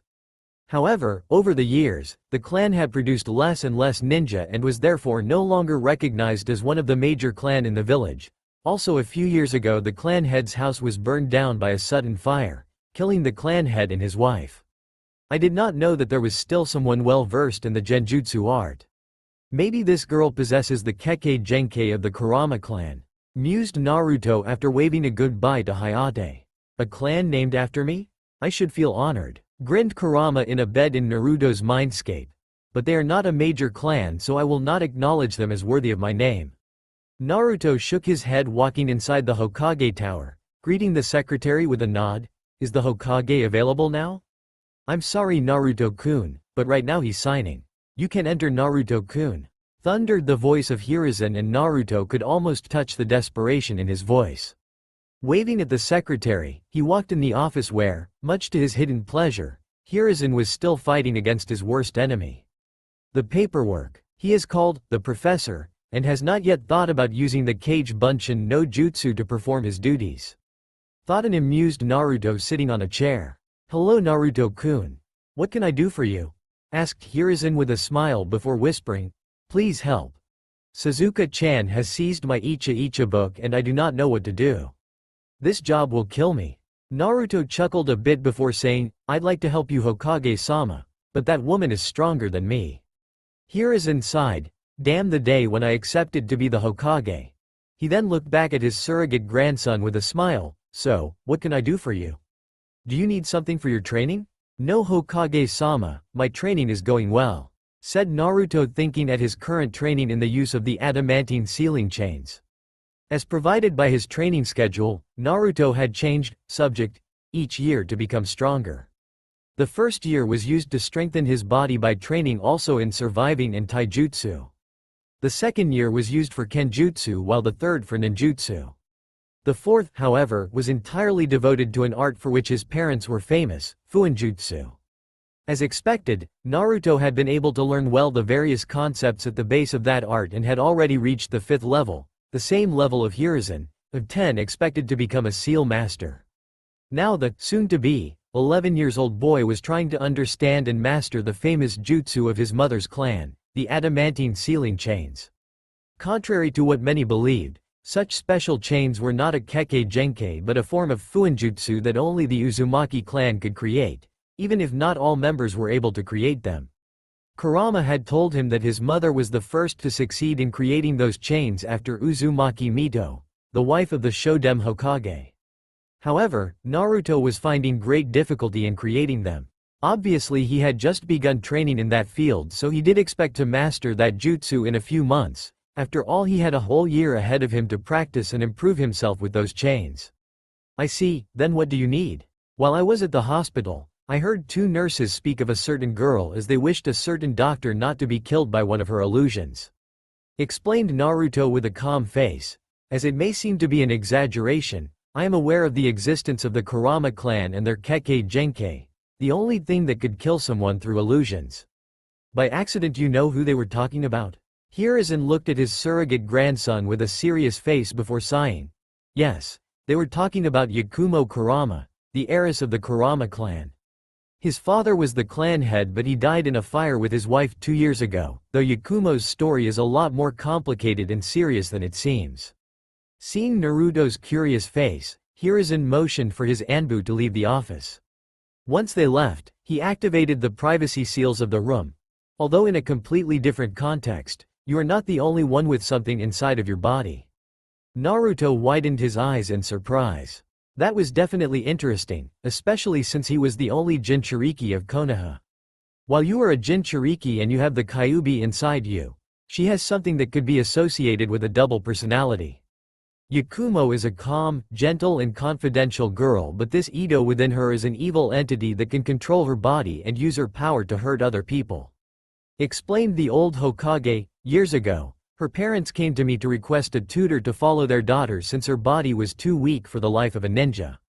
There are 2 main reasons why her parents wanted to try to make her a ninja in spite of her body. As you probably know, the Kurama clan was once one of the most famous in the village, but over time they have produced less and less ninja and consequently lost their prestige. Yakumo's father wanted to use her skill in the art of genjutsu combined with their kekkei genkei to bring back the Kurama clan as one of the most prestigious. Another man greedy for power and money? Asked Naruto with a semi-bored face. More or less, but while he wanted to bring his clan back to the greatness of the past, he really loved his daughter, and this brings us to the second reason for their decision. Apparently she had seen your friend Rock Lee train with his future sensei, Might Guy, and noticed how their situations were incredibly similar. Rock Lee was only capable of fighting with taijutsu and she was good only with genjutsu, so, if he could become a ninja using only his taijutsu, maybe she could do the same thanks to her illusions. In the end I accepted their request and I asked Kurenai Yuhi to be her tutor, but unfortunately it did not go as hoped by Yakumo. Continued the Hokage with a deep sigh while picking up his pipe. What happened? The Ito took control? Asked Naruto, but the Hokage shook his head. Unfortunately Kurenai had just been promoted to Jonin rank and had not yet much experience, so I was hoping that being the tutor of a single girl could help her, but in the end she was not up to the task and tried to persuade Yakumo to abandon her dream to become a ninja. Keyword, tried, explained Hiruzen, puffing a circle of smoke. Yakumo refused to give up her dream and so Kurenai was forced to seal all her powers. Unfortunately, the Ito has managed to overcome the seal and, using Yakumo's body and powers, created the fire that caused the death of Yakumo's parents and other members of the Kurama clan. At least this is what we have been able to understand from memories of the corpses not completely carbonized. Since then she has been locked up in a room in her clan's mansion and regularly a doctor goes to her to ensure her health, but her personality, Now cold and even violent with most of the medics, keeps the doctors away. Interesting, mused Naruto looking at the sky outside the window. Do you think it is possible to meet her? I'm sorry Naruto, but I do not think it's a good idea. At this moment she is highly unstable, and although I want to help you, I could give you the secret to defeat the paperwork, forever," said Naruto with a little grin, leaving Hiruzen with wide eyes and the pipe now on the floor. "You're lying. I never lie." Hiruzen gulped. "Are you serious? Forever?" "Forever. Deal," shouted Hiruzen grabbing an empty scroll. In a couple of minutes, he wrote some things on the scroll and handed it to Naruto. "With this scroll the Anbu and the remaining members of the Kurama clan will let you pass. Now, tell me the secret to defeat this beast." "It's very simple Hokage-sama," said Naruto grabbing the scroll before walking toward the door. "Kage Bunshin no Jutsu." And with that, he left the room. However, when he was out of the building, an evil laugh echoed through the village. "Finally, I defeated the beast. Take this Onoki, I did it before you." Tsuchikage's office. A powerful sneeze swept away all the documents from the Tsuchikage's desk. "Damn it, stupid goddamn sneeze," shouted a short man with a big nose. "It will take hours to rearrange all those documents again." The door of the office opened slowly and a black-haired little girl looked in, a visible grin on her lips. "What's the problem, old man? Is your health getting worse? Maybe you should think of a possible successor." "Get out of here Kuritsuchi," shouted Onoki throwing a paperweight, useless in his opinion, at the little girl who quickly avoided the stone bullet with the grin still on her face before walking away while shouting, "Take care of that hat for me old man." "Tisk, young people today," grumbled the Tsuchikage before looking at the sheets of paper. "Why do I feel like I lost to someone?" Konoha. Walking to the wooded area inside the walls, Naruto began to understand why Yakumo was still locked in her house despite being past 2 years since the death of her parents. Unlike all other clan compound, the Kurama clan's compound was isolated from the rest of the village, and around those houses there was no living soul except for a few clan members and the hidden Anbu.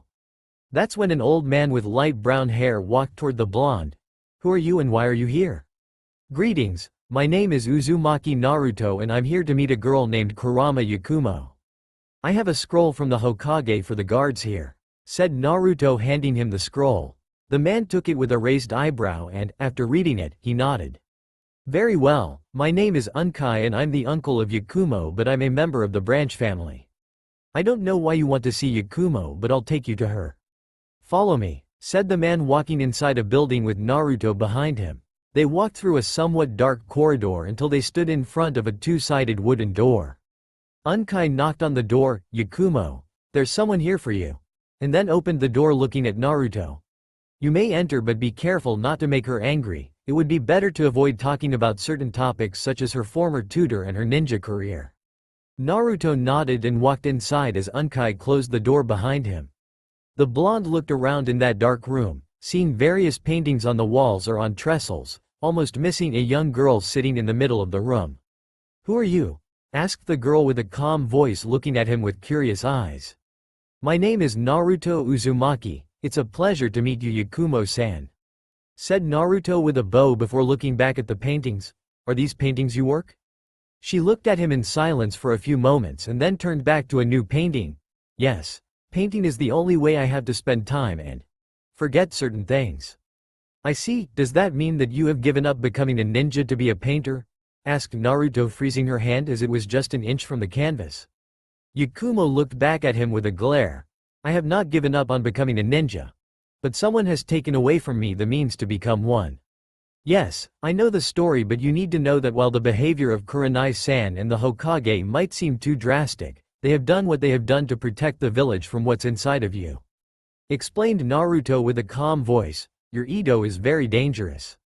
It's the culprit for your parents' death." She glared even more at him. "It wasn't my fault.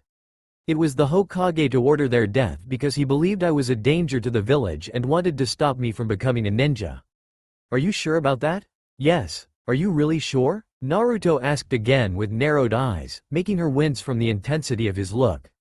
"Why yes, they fear my power, the Edo inside me. He's the Kekkei Genkei of my clan. That's why they sealed it." Then tell me why the fire that killed your parents happened after the ritual that sealed your Edo," said Naruto with arms crossed over his chest. "There would be no reason to kill your parents if your powers have already been sealed." Yakumo gritted her teeth. "They wanted me to become a ninja, so he killed them." "If you're really sure. In that case, since you blame the Hokage and your ex-tutor, can I look at the seal on your body? I trained for some time with Fuinjutsu and I would like to see what kind of seal was used for your Edo." Yakumo looked at him, feeling something in the back of her mind that was trying to say something through her own lips, but she shook her head to clear her mind. "Just a quick look. It's on my neck." And, after turning to give him her back, she lowered slightly her pink kimono. Naruto approached the girl to see the seal and immediately noticed an anomaly. This seal is a kind of seal used to seal a person's power, mainly the chakra, but this seal is a modified version for something else. The only problem with these seals is that they block the powers without a consciousness, and this is not the case with Yakumo's Edo. Mused Naruto, looking at the black kanji on her neck before saying, "This seal is wrong." Yakumo looked at him with confused eyes. "What do you mean? How can it be wrong?" "This seal can block your power but not the power of the Edo, because the Edo is a part of your mind, an evil being with a consciousness just like a Biju for a Jinchuriki," explained Naruto, ignoring the "I'm better than that Edo" in his mind. "With this seal, the Edo can control you and use your powers." But it never came out since that day," replied Yakumo with a hand over her seal. "And how can you be sure about that? It can control your body and your mind. I think that it could block your memories too," said Naruto before adding, "If you want, I can help you with this problem.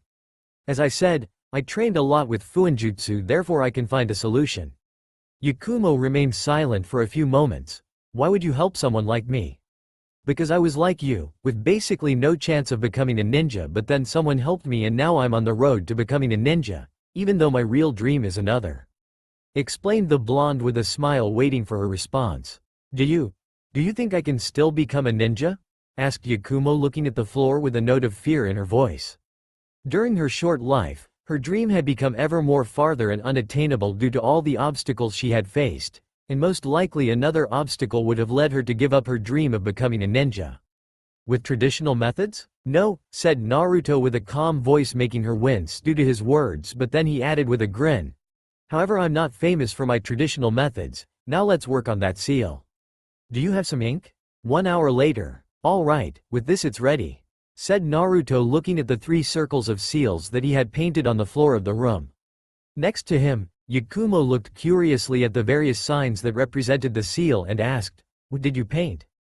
"Basically a 3-stage seal.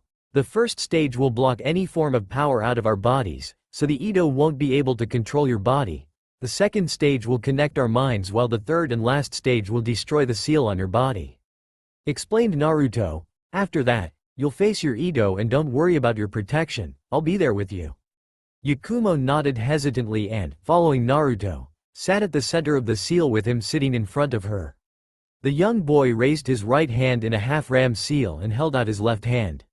"Take my hand and use the other hand to form a half-ram seal. When you're ready, channel your chakra into the seal," said Naruto. Yakumo closed her eyes and, after a moment, nodded, and so both of them channeled their chakra into the seal. Upon opening her eyes, Yakumo found herself on a beach by the sea with a forest of black trees not far away and several rocks floating midair.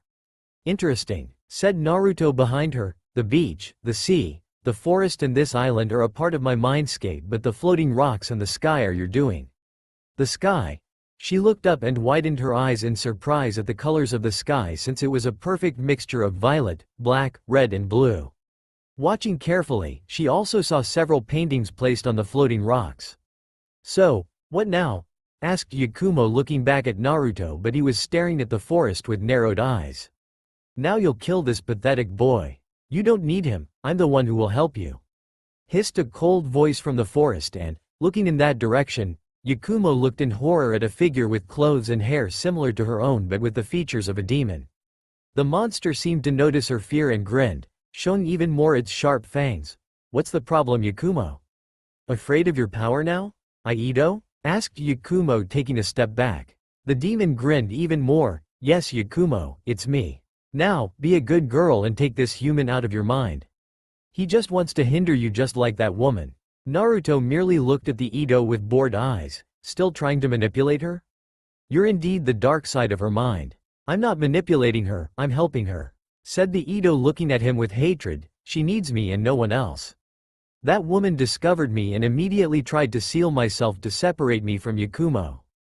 Then the demon noticed the little grin on his face. What's so funny, human? You said it. That woman tried to seal you. Repeated the blonde with the grin still on his lips while Yakumo looked at the Edo with a mixture of fear and confusion. Kurenai-sensei didn't seal you. Yakumo whispered, the seal. The seal wasn't the right one, just as Naruto said. And by taking advantage of this particular, you have controlled Yakumo's body and her parents have died because of you. Concluded Naruto. They were in favor of the sealing and to think that our father wanted to bring the Kurama clan back to its past splendor. Growled the Edo with pure hatred in its eyes. That day you were so willing to show them your potential and I could not resist so I helped you. That day. Repeated Yakumo before widening her eyes in horror. The day they died in that fire. Yes, don't you remember? Asked the Edo gesturing toward a black painting. The strange black substance began to melt showing the underlying painting and Yakumo stared in disbelief at the painting of a burning house. Casting genjutsu through painting another reason for which you could have become even stronger. Said the Edo with a grin before looking back at Naruto who had the same bored look on his face. Now, it's time to end this farce. I could not agree more. Growled an amused voice behind the Edo, freezing it on the spot. Slowly, the Edo turned its head and then widened its eyes at the sight of a huge fox with 9 tails and red eyes. What? So you're one of the reasons why the Kurama clan has not returned to its former glory, huh? Asked Kurama with a wide grin while Yakumo stared at the Biju in awe and fear. Without blinking, the giant fox raised a paw, destroying some of the floating rocks. I think that you're a really big harmful hindrance and hindrances must be destroyed. With all her strength, Kurama crushed the little demon with her paw ignoring the blue flames spat out of the Edo's mouth, thus creating a huge shock wave that sent Yakumo in the ocean while Naruto used a mental version of chakra to withstand the attack. Thank you for the help Kurama, but I think that Yakumo is the one to have to put an end to this. Said Naruto with a little grin. The Biju looked down at him and snorted. I know, even though I must say that I would have liked to kill it on my own. And in an explosion of red chakra, the fox turned into her human form, starting to fly toward the castle. I'll take a nap, do not disturb me. Naruto shook his head and walked toward Yakumo who was coughing salted water mixed with sand. Are you okay? More or less. Coughed Yakumo before looking at the forest with confused eyes. The Kyuubi. Where is? She went to take a nap, don't worry. Naruto reassured her with a little smile before pointing at the paw-shaped crater. There's something you must do now. Still confused by his words, she walked with him until they spotted the form of the Edo at the bottom of the crater with its limbs bended in an unnatural way and most of its teeth shattered. Swallowing hard, Yakumo began to descend toward the Edo, holding in her hands a small kunai that she always carried with her in the sleeve of her kimono, a habit that she had taken years before and which she had not abandoned yet. Murmured the Edo looking at the girl. I can help you. I'm the only one who can. You lie. If you really wanted to help me, you would not have killed my parents. Said Yakumo switching to a reverse grip of his weapon. I was and still weak, but I can still be strong and I'll do it without you. And with a quick and precise movement, she stuck the kunai in the demon's forehead that screamed in pain and its face opened in two, revealing a second face blue and black but with no features and 2 eyes completely red. The Edo roared for the last time and the face grew in size, trying to swallow Yakumo but eventually it dissolved in the air with the demon's body. Yakumo stood on her knees, breathing hard with the kunai still tight in her hands as Naruto walked behind her, placing a hand on her shoulder. You did well. Thank you. Nodded Yakumo with a tired smile which vanished almost immediately. I'm such a stupid. Seeing Naruto arching an eyebrow, she continued, for the last years I hated with all my heart the Hokage believing that he was behind the deaths of my parents when I was actually the one who killed them. Wrong, said Naruto surprising her, the Edo killed them, not you. You were emotionally unstable due to what happened with your former tutor and this allowed the Edo to act. She nodded slowly not entirely convinced but his next words caught her attention. So, do you still want to be a kunoichi? Yakumo looked up at him. What? I asked if you still want to be a kunoichi. Repeated Naruto with a calm voice. As I said, you can't become a ninja with traditional methods, but I can help you with that.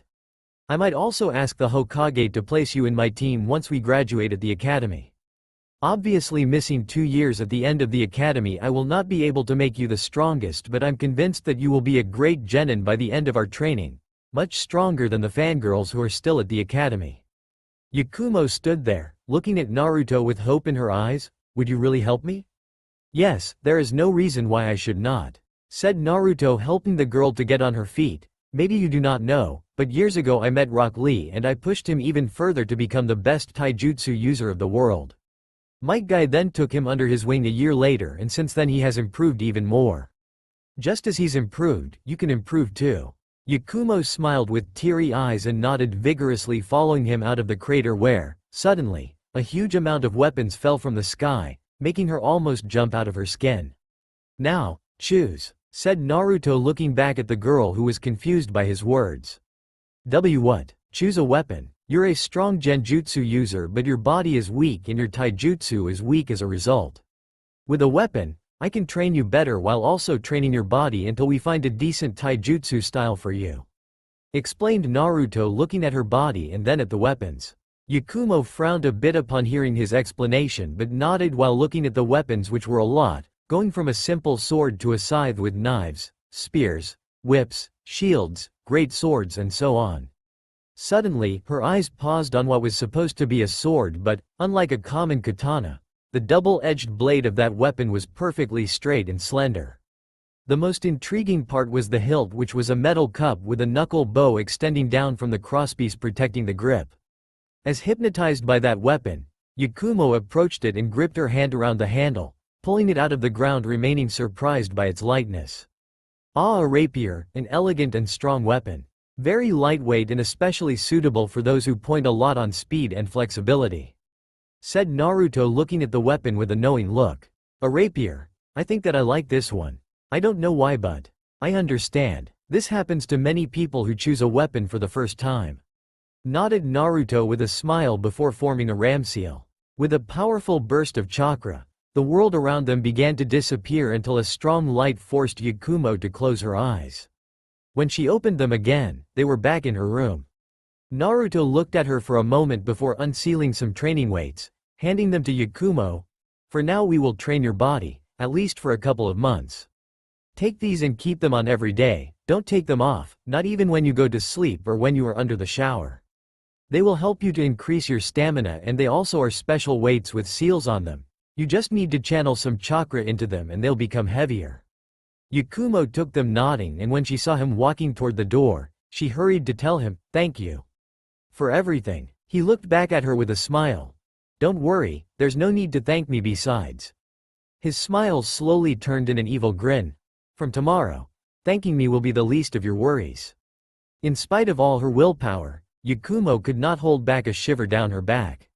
Why do I have a bad feeling about his words? 1 year and several months later, day of graduation, Konoha's Ninja Academy. A young girl in her early teens could be seen walking toward the academy slowly but firmly. Her long brown hair swayed at every step as her eyes of the same color looked at the people around her, stopping from time to time on someone who greeted her so as to return the greeting with a smile. Yakumo still could not believe it. She was about to take on the final exam of the academy. Thinking of what happened in the, almost, past 2 years, it wasn't really impossible to conceive the fact that she had gone from being a weak girl closed in a room to one of the most promising kunoichi of her entire generation. And all this thanks to a blonde boy who had helped her out of the blue. Naruto had kept his word since the first day of their joint training. For 2, almost 3 months, she had been working on her body, with Naruto helping her in every possible way, and in the end her willpower had prevailed, making her improve from a physical point of view. Since then, he has helped her improve with ninjutsu, taijutsu and even fuinjutsu, and then begin her kenjutsu training, although for that type of training they used their mindscapes since none of them had a real rapier. The result of all those months of hard work was visible to everyone's eyes, as she now had no pale complexion and had a bit of muscles thanks to all those hours of workout. Contrary to her previous style of clothing, She now wore a short-sleeved tan kimono that reached her thighs with a red fishnet shirt underneath it, black shorts, gray low-heel knee-high boots and a pair of gray forearm guards very similar to those of the Anbu, as well as a kunai pouch on her right thigh and shuriken pouch. But what no one could see without paying particular attention were the storing seals on the palms of her hands, drawn by Naruto. In each seal, several kunai and shuriken were stored for quick use, but she was near to draw her personal seals so that she could store other stuff. Reaching the academy, she leaned to the wall near the entrance, waiting for Naruto, who was supposed to get there shortly after her, as he had to go to the Hokage to retrieve a document necessary for their exam. Thinking about the Hokage, she could not help but smile. After finally apologizing to the Hokage for thinking bad of him, the old leader had become a grandfather figure for her and had also helped Yakumo study some village laws since she was the heiress to her clan anyway. Obviously, being finally free from that horrible beast that was the paperwork, Hiruzen had also started testing both Yakumo and Naruto. Their score in training matches was 89-0. It was quite easy to guess who was at 0. Giggling at the memories of Naruto's various losses, she almost did not notice the huge dust cloud that was approaching the academy. With a quick jump, she clung to the academy's wall by channeling chakra at her feet just when a black-haired boy, wearing a green spandex jumpsuit, stopped suddenly in front of the entrance. "Good morning, Yakumo-san, I see you're ready for your youthful exam," shouted Rock Lee, showing his nice guy pose with a sparkling smile. Yakumo smiled while landing on the ground. "Good morning to you too, Rock Lee. Yes, I'm waiting for Naruto since he has to take a document for us. Yash, my youthful friend and male rival will surely be able to surpass this test. And the same goes for you, my youthful friend and female rival," shouted Rock Lee with flames in his eyes making her sweat drop. Thanks Rock Lee, I appreciate your words," said Yakumo with a nervous smile. This had happened a few months after the beginning of her training. Rock Lee had started training from time to time with them, and since then he considered them both his rivals. To be precise, she was his female rival, while Naruto was his male rival. When Yakumo had asked for an explanation, Naruto simply whispered, "Drop it. It is too troublesome to explain." And she had dropped it immediately. Perhaps the fault of his behavior was her own, since during one of their joint training, inspired by Naruto's dream of becoming the greatest swordsman in the world, she had announced that she would become the greatest genjutsu specialist in the world. After her words had left his mouth, there was a youthful speech from Rock Lee, to whom he was joined by his mentor Guy, and together they had created a gruesome genjutsu with a sunset and a beach. In all her years of genjutsu, Yakumo had never seen anything so horrible and traumatizing. "Yash, it's time for me to join my team so that we can take a new youthful mission," shouted Rock Lee, and after quick bow, he ran away, leaving a dust cloud behind him. Yakumo's sweat dropped again, but right in that moment, she saw someone entering the courtyard of the academy and her eyes began to widen in disbelief as a thin trail of blood dripped from her nose. Naruto had told her that he had prepared a new style for his ninja, swordsman career, but that was definitely too. She did not even know how to describe it, even though hot was among the possible descriptions. The reason for her internal debate was a young blonde-haired boy wearing a wide-brimmed black hat decorated with a large orange plume and a long, open black coat with no shirt underneath, with burnt orange, spiral-patterned sleeves and collar. He was also wearing a pair of gray pants held up by a decorated belt and tucked inside overly large black boots. The last thing that could stand out was a wooden omamori used as a necklace with the kanji for greatest written on it. In the overall figure, his outfit was pretty cool and Yakumo had nothing to say about it. The only small, insignificant and banal detail that could cause some problem to her, and probably to every single woman in the village, was his perfectly visible six-pack, and the blood flowing from her nose was a clear sign of her, though not admitted, appreciation. "Good morning, Yakumo. I guess you're ready for the final exam," greeted Naruto, ignoring the blood dripping from her nose. Kurama had already warned him of the possible repercussions caused by his new look, but Naruto had said that there were no problems. In the end, Mihawk always dressed in that way, and yet he had never had any problems with women. Why should it ever be different with him? Why yes, Naruto. I'm ready, nodded Yakumo while wiping off the blood from her face with rosy cheeks. "Good, then we can enter. The exam is about to start." said the blonde swordsman in training before entering in the building with Yakumo behind her. Walking through the corridors of the academy, and ignoring the various looks full of lust by some girls and women, Naruto could not help but think back to the 6 years that had passed since that fateful night. During those 6 years, he had encountered several interesting people who had bonded with him, in one way or another, such as Rock Lee, Yakumo, Yugao and Hayate. With Rock Lee he had formed a bond of friendship, but between them was also born a kind of rivalry, and after their first meeting they had fought against each other hundreds of times.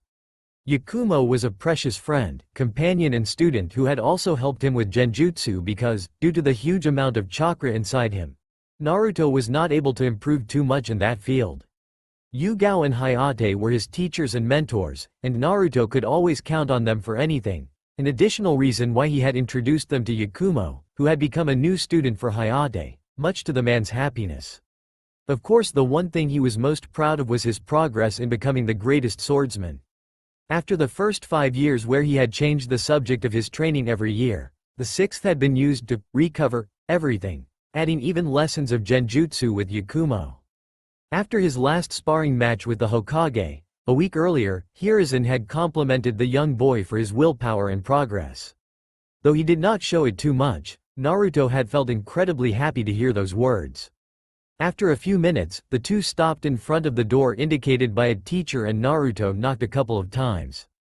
Upon hearing a voice saying, "Enter," from inside, he opened the door and walked in with Yakumo. Immediately, any kind of chatter in the class stopped suddenly and all the students, along with the two teachers, observed the two newcomers, though in the case of the girls they mostly concentrated on Naruto's bare chest. "Good morning," said Naruto walking toward the two teachers. "Which one of you would be Amino Iruka?" "Eh? Ah, that would be me. Can I help you?" asked the scarred man, feeling uncomfortable at the sight of Naruto's eyes. Said boy simply handed him the scroll received from the Hokage and then waited with Yakumo while Iruka was reading the scroll, his eyes nearly popping out of their sockets. After a few minutes, the Chunin turned to the rest of the class. "Ahem. Students, please give your welcome to Uzumaki Naruto and Kurama Yakumo, who will join us today for the final exam." "What?" yelled almost the whole class, with some of the students visibly outraged by the news. "That's not fair," shouted a boy with a white dog on his head. "That loser has left the academy during the first year." Well, that may be true, but apparently it was the Hokage himself to suggest that so that he could personally train Naruto. Explained Iruka, reading the scroll, while Yakumo could not enroll at the academy due to her poor health, but apparently she had a recovery in recent years and thanks to her personal tutor she was able to get ready for today's exam. The boy with the dog grumbled something under his breath while others merely glared at Naruto for being the pupil of the Hokage. Naruto, on the other hand, looked at them with bored eyes until he spotted a familiar black-haired boy who was looking back with the fingers interlaced in front of his face. Sasuke Uchiha, despite still being a lonely and arrogant emo, had improved a lot in the last 2 years, and the proof was evident in the fact that many teachers already thought that he was already at the level of a Chunin. Although his clothes did not change much, he had exchanged his white arm warmers for a pair of white forearm guards with the Uchiha clan's crest on both of them, with the addition of blue fingerless gloves and, much to Naruto's interest, a simple katana with black sheath and the crest of his clan on the hilt. Naruto walked to the bottom of the room with Yakumo and sat down as Iruka and his assistant, Mizuki, began to deliver a sheet of paper to each student. What no one seemed to notice was the look of hatred Mizuki had addressed to Naruto. "So the demon is back, and I thought he would give up being a ninja forever. Well, who cares, no matter if he will fail or not his exam, I still have my ace in the sleeve to obtain the scroll of seals," thought the white-haired man while looking at a certain girl with a sick grin. After the written part of the exam, which Naruto said was incredibly boring, the entire class had gone out into the courtyard of the academy for the taijutsu test, where each student was to be able to resist for 5 minutes against an instructor or push him out of the ring. When Naruto's turn came, he found himself against Mizuki, who had a very disturbing smile on his lips. "Let's see what you can do, demon," thought Mizuki, looking at the blonde who simply stared at him with bored eyes. When Iruka shouted the start of the match, Mizuki ran to attack the younger boy, trying to hit him with a wide hook, believing that it was more than enough to defeat the Jinchuriki. Unfortunately for him, Naruto was not such an easy prey. Without even blinking, Naruto avoided all the punches of his opponent, stepping back each time until he was on the edge of the ring. In that moment, Mizuki tried to hit him with a jab, but Naruto lowered himself while rotating on his axis and gripping his arm with both hands. Before Mizuki could react, Naruto threw him over his shoulder on the ground back first, with enough strength to knock the air out of his lungs. Iruka widened his eyes in surprise and began to write something on his clipboard. Well done, Naruto.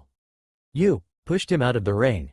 Thank you, sensei, nodded Naruto with a little smile, walking back to Yakumo, who smiled at him. Good job with that one, Naruto. Naruto nodded to her all the while Mizuki was still trying to catch his breath. That demon. What is this strength? Soon after, the students returned to their classroom and Iruka started calling them one by one to perform the 3 requested jutsu. Naruto looked out of the window until the name of Yakumo was called. Needless to say, she was able to pass with flying colors and tied her forehead protector around her neck with a look full of happiness and pride. Well done, Yakumo, you deserved it, said Naruto with a little smile. She smiled back. Thank you, Naruto, I would never have succeeded without you. Don't say that, you trained hard and the hard work is always rewarded. Azuki Amy, called Iruka, and both Naruto and Yakumo looked at the 2 instructors, now busy with a young purple-haired girl. That's Yugao-sensei's niece? Asked Yakumo, looking at the girl. Was she performed a perfect Kawarimi no jutsu with a chair? Yes, I've seen her a couple of times but I never talked to her. According to what I have heard, she is a troublemaker and she is also one of the many fangirls who have been desperately trying to get a date with Uchiha Sasuke. Explained Naruto as Amy tried to perform a henge no jutsu, managing to transform into Iruka but with some errors here and there. Do you think she will pass? Asked Yugao while asked for the last jutsu. Amy went through the hand seals for the Bunshin no jutsu, but in the end the only clone created was too pale and even shorter than her. Her teacher sighed, shaking his head. I'm sorry, Amy, but I cannot promote you. In the written part you barely got the score required to pass, and in the taijutsu part you only lasted for 2 minutes. That is you answer, said Naruto with no trace of sadness in his voice while looking at Mizuki, who was trying to convince Iruka to let her pass but without success. He was sorry that his sensei's niece had not passed the exam, but by the way he understood, Amy did not even train much during the academy years. Half an hour later, Naruto and Yakumo left the building where there was waiting crowd of parents and friends of the various students, ready to welcome the new genin but also those who could not pass the exam. Glad to see you too with that headband, said a male voice to their left. Hayate-sensei, smiled Yakumo, walking toward the swordsman. It's been a while. Sure it is, said Hayate with a smile, coughing a bit. I just came back from a mission and thought about going here to see if you were able to pass. Did you have any doubt by chance? Asked Yakumo with narrowed eyes. Oh yeah, a lot of doubts, said Hayate with a grin before being punched on the shoulder by the girl. Still, it is right to congratulate you. You have come a long way. Thank you, sensei, the 2 genin said with a bow, but then Naruto added, I'm sorry to say that the same cannot be said for Yugo's niece. Hayate looked at him surprised, but then the meaning of those words became clear in his mind. I see. Do you know where she is? Naruto simply pointed at the swing hanging from a tree in the yard, at the farthest point from them. On the swing, Amy was trying to swing alone with a sad expression, not caring about the others. Hayate looked at her from afar with a sad look without knowing what to say. Maybe I should leave her alone for now. If I talked to her I would risk making the situation worse, said the man, scratching his head. Now more than ever he regretted not having helped the niece of his girlfriend. The 2 new genin nodded and began to walk away with him as, at the same time, Mizuki approached Amy with a smile on his face. That night, Hokage's office. She did what? Asked Naruto with an arched eyebrow while Yakumo was looking at the leader of their village with incredulous eyes. Hiruzen coughed in his hand with a bit of pink on his cheeks. Amy. She has somehow managed to steal the scroll of seals. Naruto looked at the older ninja with an, are you serious look before asking, why would she decide to steal it? I don't know, but the strangest thing is that she knew exactly where to look and only the ninja ranked chunin or higher know the existence of that scroll, said Hokage while trying to think about a solution. Probably someone has revealed the existence of the scroll to Amy, someone who would not hesitate to use a young girl as a scapegoat. said Naruto looking at the village outside the window. You called us for my ability, right? Yes, there are already several ninja who are looking for her, but you are one of the best sensors at my disposal, explained Hiruzen with a serious look. We can't lose the scroll and all the secrets contained in it. I understand, nodded Naruto, leaving the office with Yakumo behind him. So, where do we start from? Asked the heiress of the Kurama clan, since she was anxious to go to work. Using a young girl as a scapegoat was something that only the worst of the worst could do, and, although she was nicer than most ninja, she wanted to make suffer the bastard who had dared to use the niece of her sensei. If the hypothesis of a possible mole is correct, the traitor will try to find Amy first so as to steal the scroll and run away. To do this, the mole should meet her in an isolated place or ignored by the other ninja who, most likely, are still looking for Amy in the village. Mused Naruto, walking in the middle of the street. Suddenly an idea came to his mind. Yakumo, go behind the Hokage rock. Probably Amy went there. Are you sure? Asked Yakumo, a bit confused by this sudden intuition. Wait, what about you? I need to take something from my house in the event that we will have to fight against someone, explained Naruto with a little grin before shining toward his apartment, leaving behind a sighing Yakumo. Well, no reason to stay here and waste time. Better get started, said the young girl, shining toward her own destination. 30 minutes later, behind the Hokage rock. Ga, Iruka-sensei, shouted Amy as Iruka was pinned against a tree by a volley of kunai. Weak as always, Iruka? Mocked Mizuki, standing on the branch of a tree. Teaching at the academy has made you soft. Mizuki, what's the meaning of this? Shouted back Iruka, removing the kunai from his body as Amy was looking at the white-haired Chunin with confusion. Mizuki-sensei. Well, hello loser, you look surprised. Grinned Mizuki. Why do not you give me that scroll you got there with you? In return I will make sure your death is quick. But the secret exam. You? Stammered Amy, taking a step back from her former teacher. Amy, take that scroll and run, shouted Iruka, throwing several shuriken at Mizuki, but the white-haired man avoided all of them before jumping toward the other Chunin. Their kunai clashed with sparks, but Iruka was visibly weaker due to the injuries he had just suffered. You bastard. Why are you doing this? Poor Iruka, do not you understand? Asked Mizuki, kicking him in the chest. This village is weak. I found a new village with a much stronger leader than ours, and that scroll will be my gift for him. You traitor. Iruka tried to hit his former comrade with his kunai, but Mizuki was too fast. The traitorous ninja laughed at him for his efforts, managing to injure Iruka's right shoulder. You're pathetic, Iruka, look at you, bleeding and cursing on the ground while trying to defend a completely useless girl. Laughed Mizuki, cutting his left cheek and thus forcing him to jump away in order to avoid another slash. Why are you defending her? She has no talent and is a miracle that she has managed to reach the last year. Shut up, she isn't useless. She one of my students, and I'll be damned if I left one of them in the time of need. Yelled Iruka, looking back at Amy. Run away, Amy. I'll try to slow him down.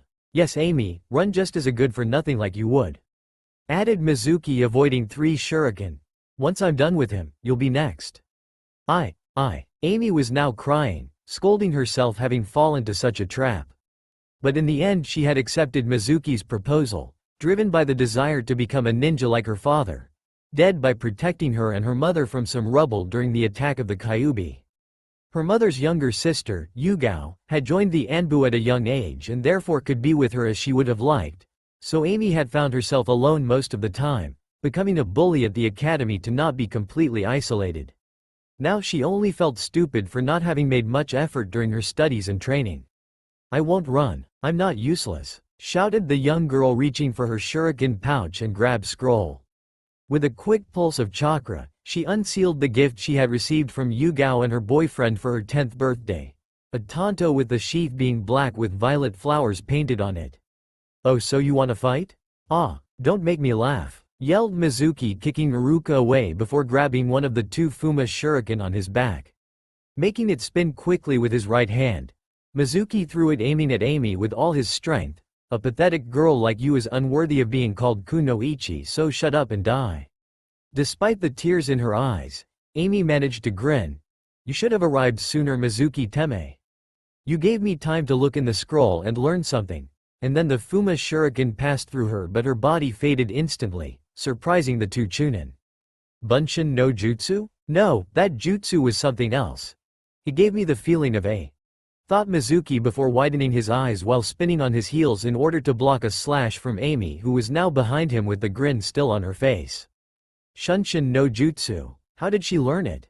A simple jutsu like that should not be in the scroll of seals, thought the white-haired man, pushing her away while Iruka looked at this former student with wide-open eyes.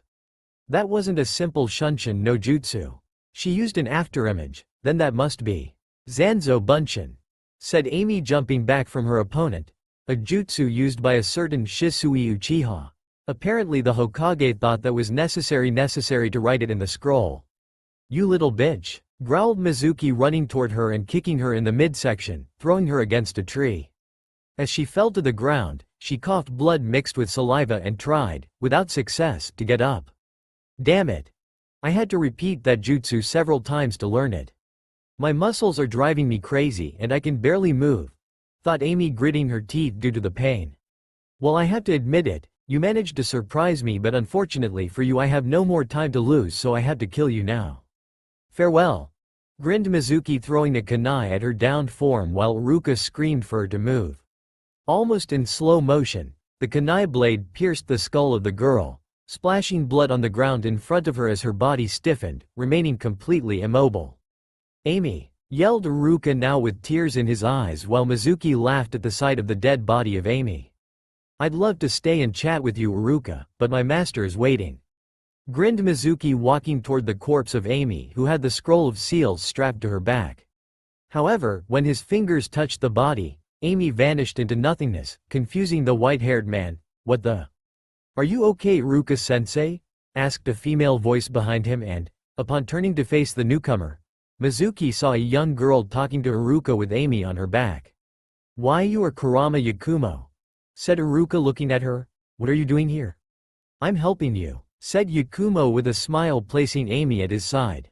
The purple-haired girl looked at her with pain in her eyes. Why you? Don't talk, preserve your strength until the reinforcements arrive, said Yakumo before looking back at Mizuki. So you're the mole. Now I understand why you gave me a strange feeling at the taijutsu part of the exam. TCH. Another little girl who wants to play ninja, scoffed Mizuki with a glare. I'll teach you your place so next time you will think twice before challenging me. If I were you, I would pay attention to your current situation, Mizuki, said a new voice, this time belonging to a young boy, because you are not in the position to threaten anyone. Narrowing his eyes, Mizuki turned to the source of the voice. Well, look who's there, the demon. Naruto ignored the white-haired Chunin, walking to Yakumo. How are they? Some bruises and cuts, but they are not in danger, said Yakumo with a nod as Mizuki was getting angry more and more. Hey demon, how dare you ignore me? Shouted the white-haired man before noticing something that morning during the exam, he had not seen on the blonde. Strapped to the boy's back, in fact, there was a long sword completely different from the common katana. Its large double-edged blade was as long as he was tall, and the crossing point with the guard made it look like a cross, with the guard and the pommel being golden while the grip was blood red. What the hell is that sword? Thought Mizuki with a drop of sweat running down his face. I wasn't ignoring you, I was just positioning myself so as not to let you hit again, Iruka and Amy, explained Naruto, stopping with his back facing Yakumo and the other two. TCH. I'm losing too much time with nobodies like you. Now I'll kill you and take that scroll, shouted Mizuki, grabbing his second Fuma shuriken. I hope that sword is resistant because nothing else will save you from this. Naruto looked at the spinning weapon in the hand of his enemy and began to raise his arm, but then, much to Mizuki's confusion, grabbed the wooden omamori hanging on his neck, taking it off immediately afterwards. Without saying anything, Naruto grabbed it with both hands and removed a piece of the pendant, revealing a small hidden blade which he gripped with his right hand. Hey, what kind of joke is that? Do you think that a toy like that will stop me? Shouted Mizuki with hatred in his eyes. I brought my claymore with me believing that the mole was someone to be feared, but in the end it was a simple chunin, said Naruto. I'm no beast that goes all out when hunting someone like you. Unfortunately, at the moment I don't carry any smaller sharp instrument than this one. Are you underestimating me? Take this and die, demon, shouted Mizuki, throwing his second shuriken, aiming at Naruto's neck. Behind the blonde, Iruka and Amy yelled at him to get out of the way, but Naruto simply waited for the enemy weapon to get close. When the shuriken was a few feet away from him, Naruto raised his right arm with an incredible speed. A few moments later, the Fuma shuriken, now split perfectly in half, fell behind his shoulders, shocking Mizuki, Iruka and Amy. What the hell happened? Shouted Mizuki, stepping back from the swordsman, who looked at him with bored eyes. Futon chakra, very simple, said the blonde, taking a step forward, only to stop and sheath his blade, then turning to Yakumo.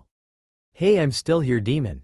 A broken weapon won't stop me from killing you, yelled Mizuki with a kunai in his hand. As much as I would like to teach you a lesson, I'm not the kind of person who steals the prey of the others, said Naruto without looking at him.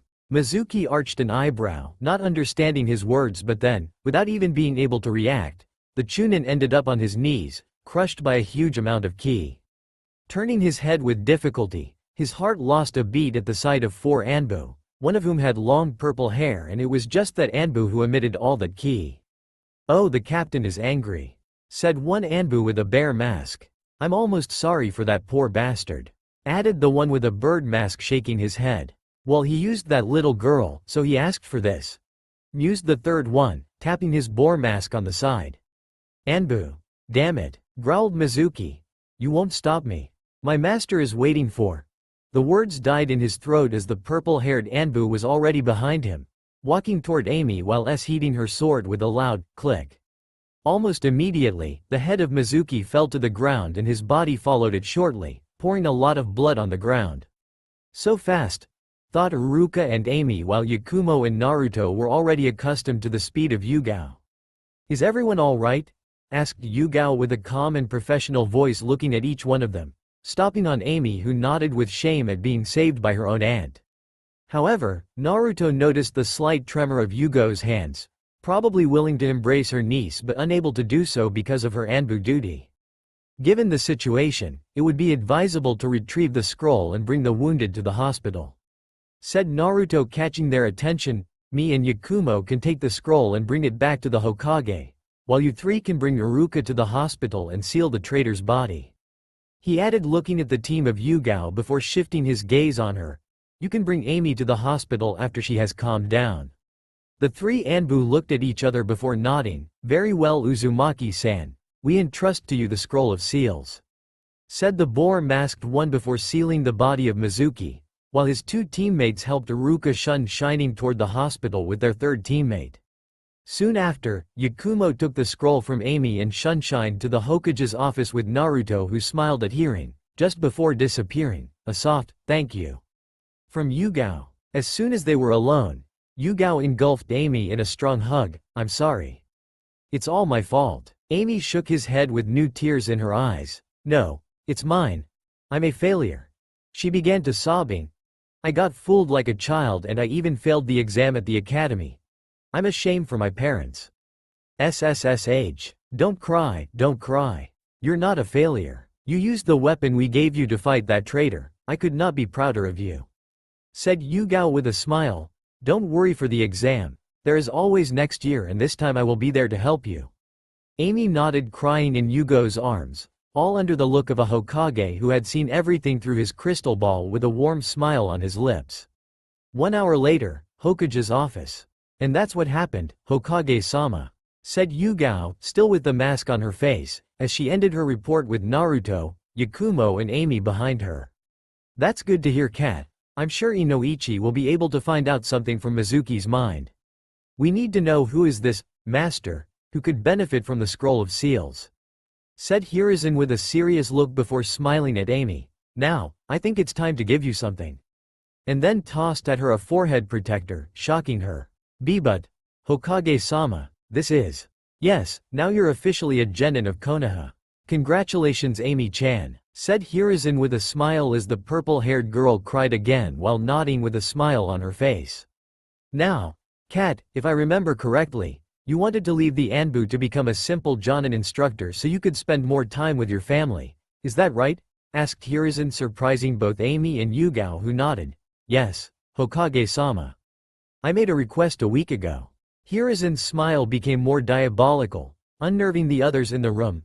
Well, your request has just been accepted and I think I have a good team in mind for you. That's all for now. If you enjoy this video, then please like, share and do comments.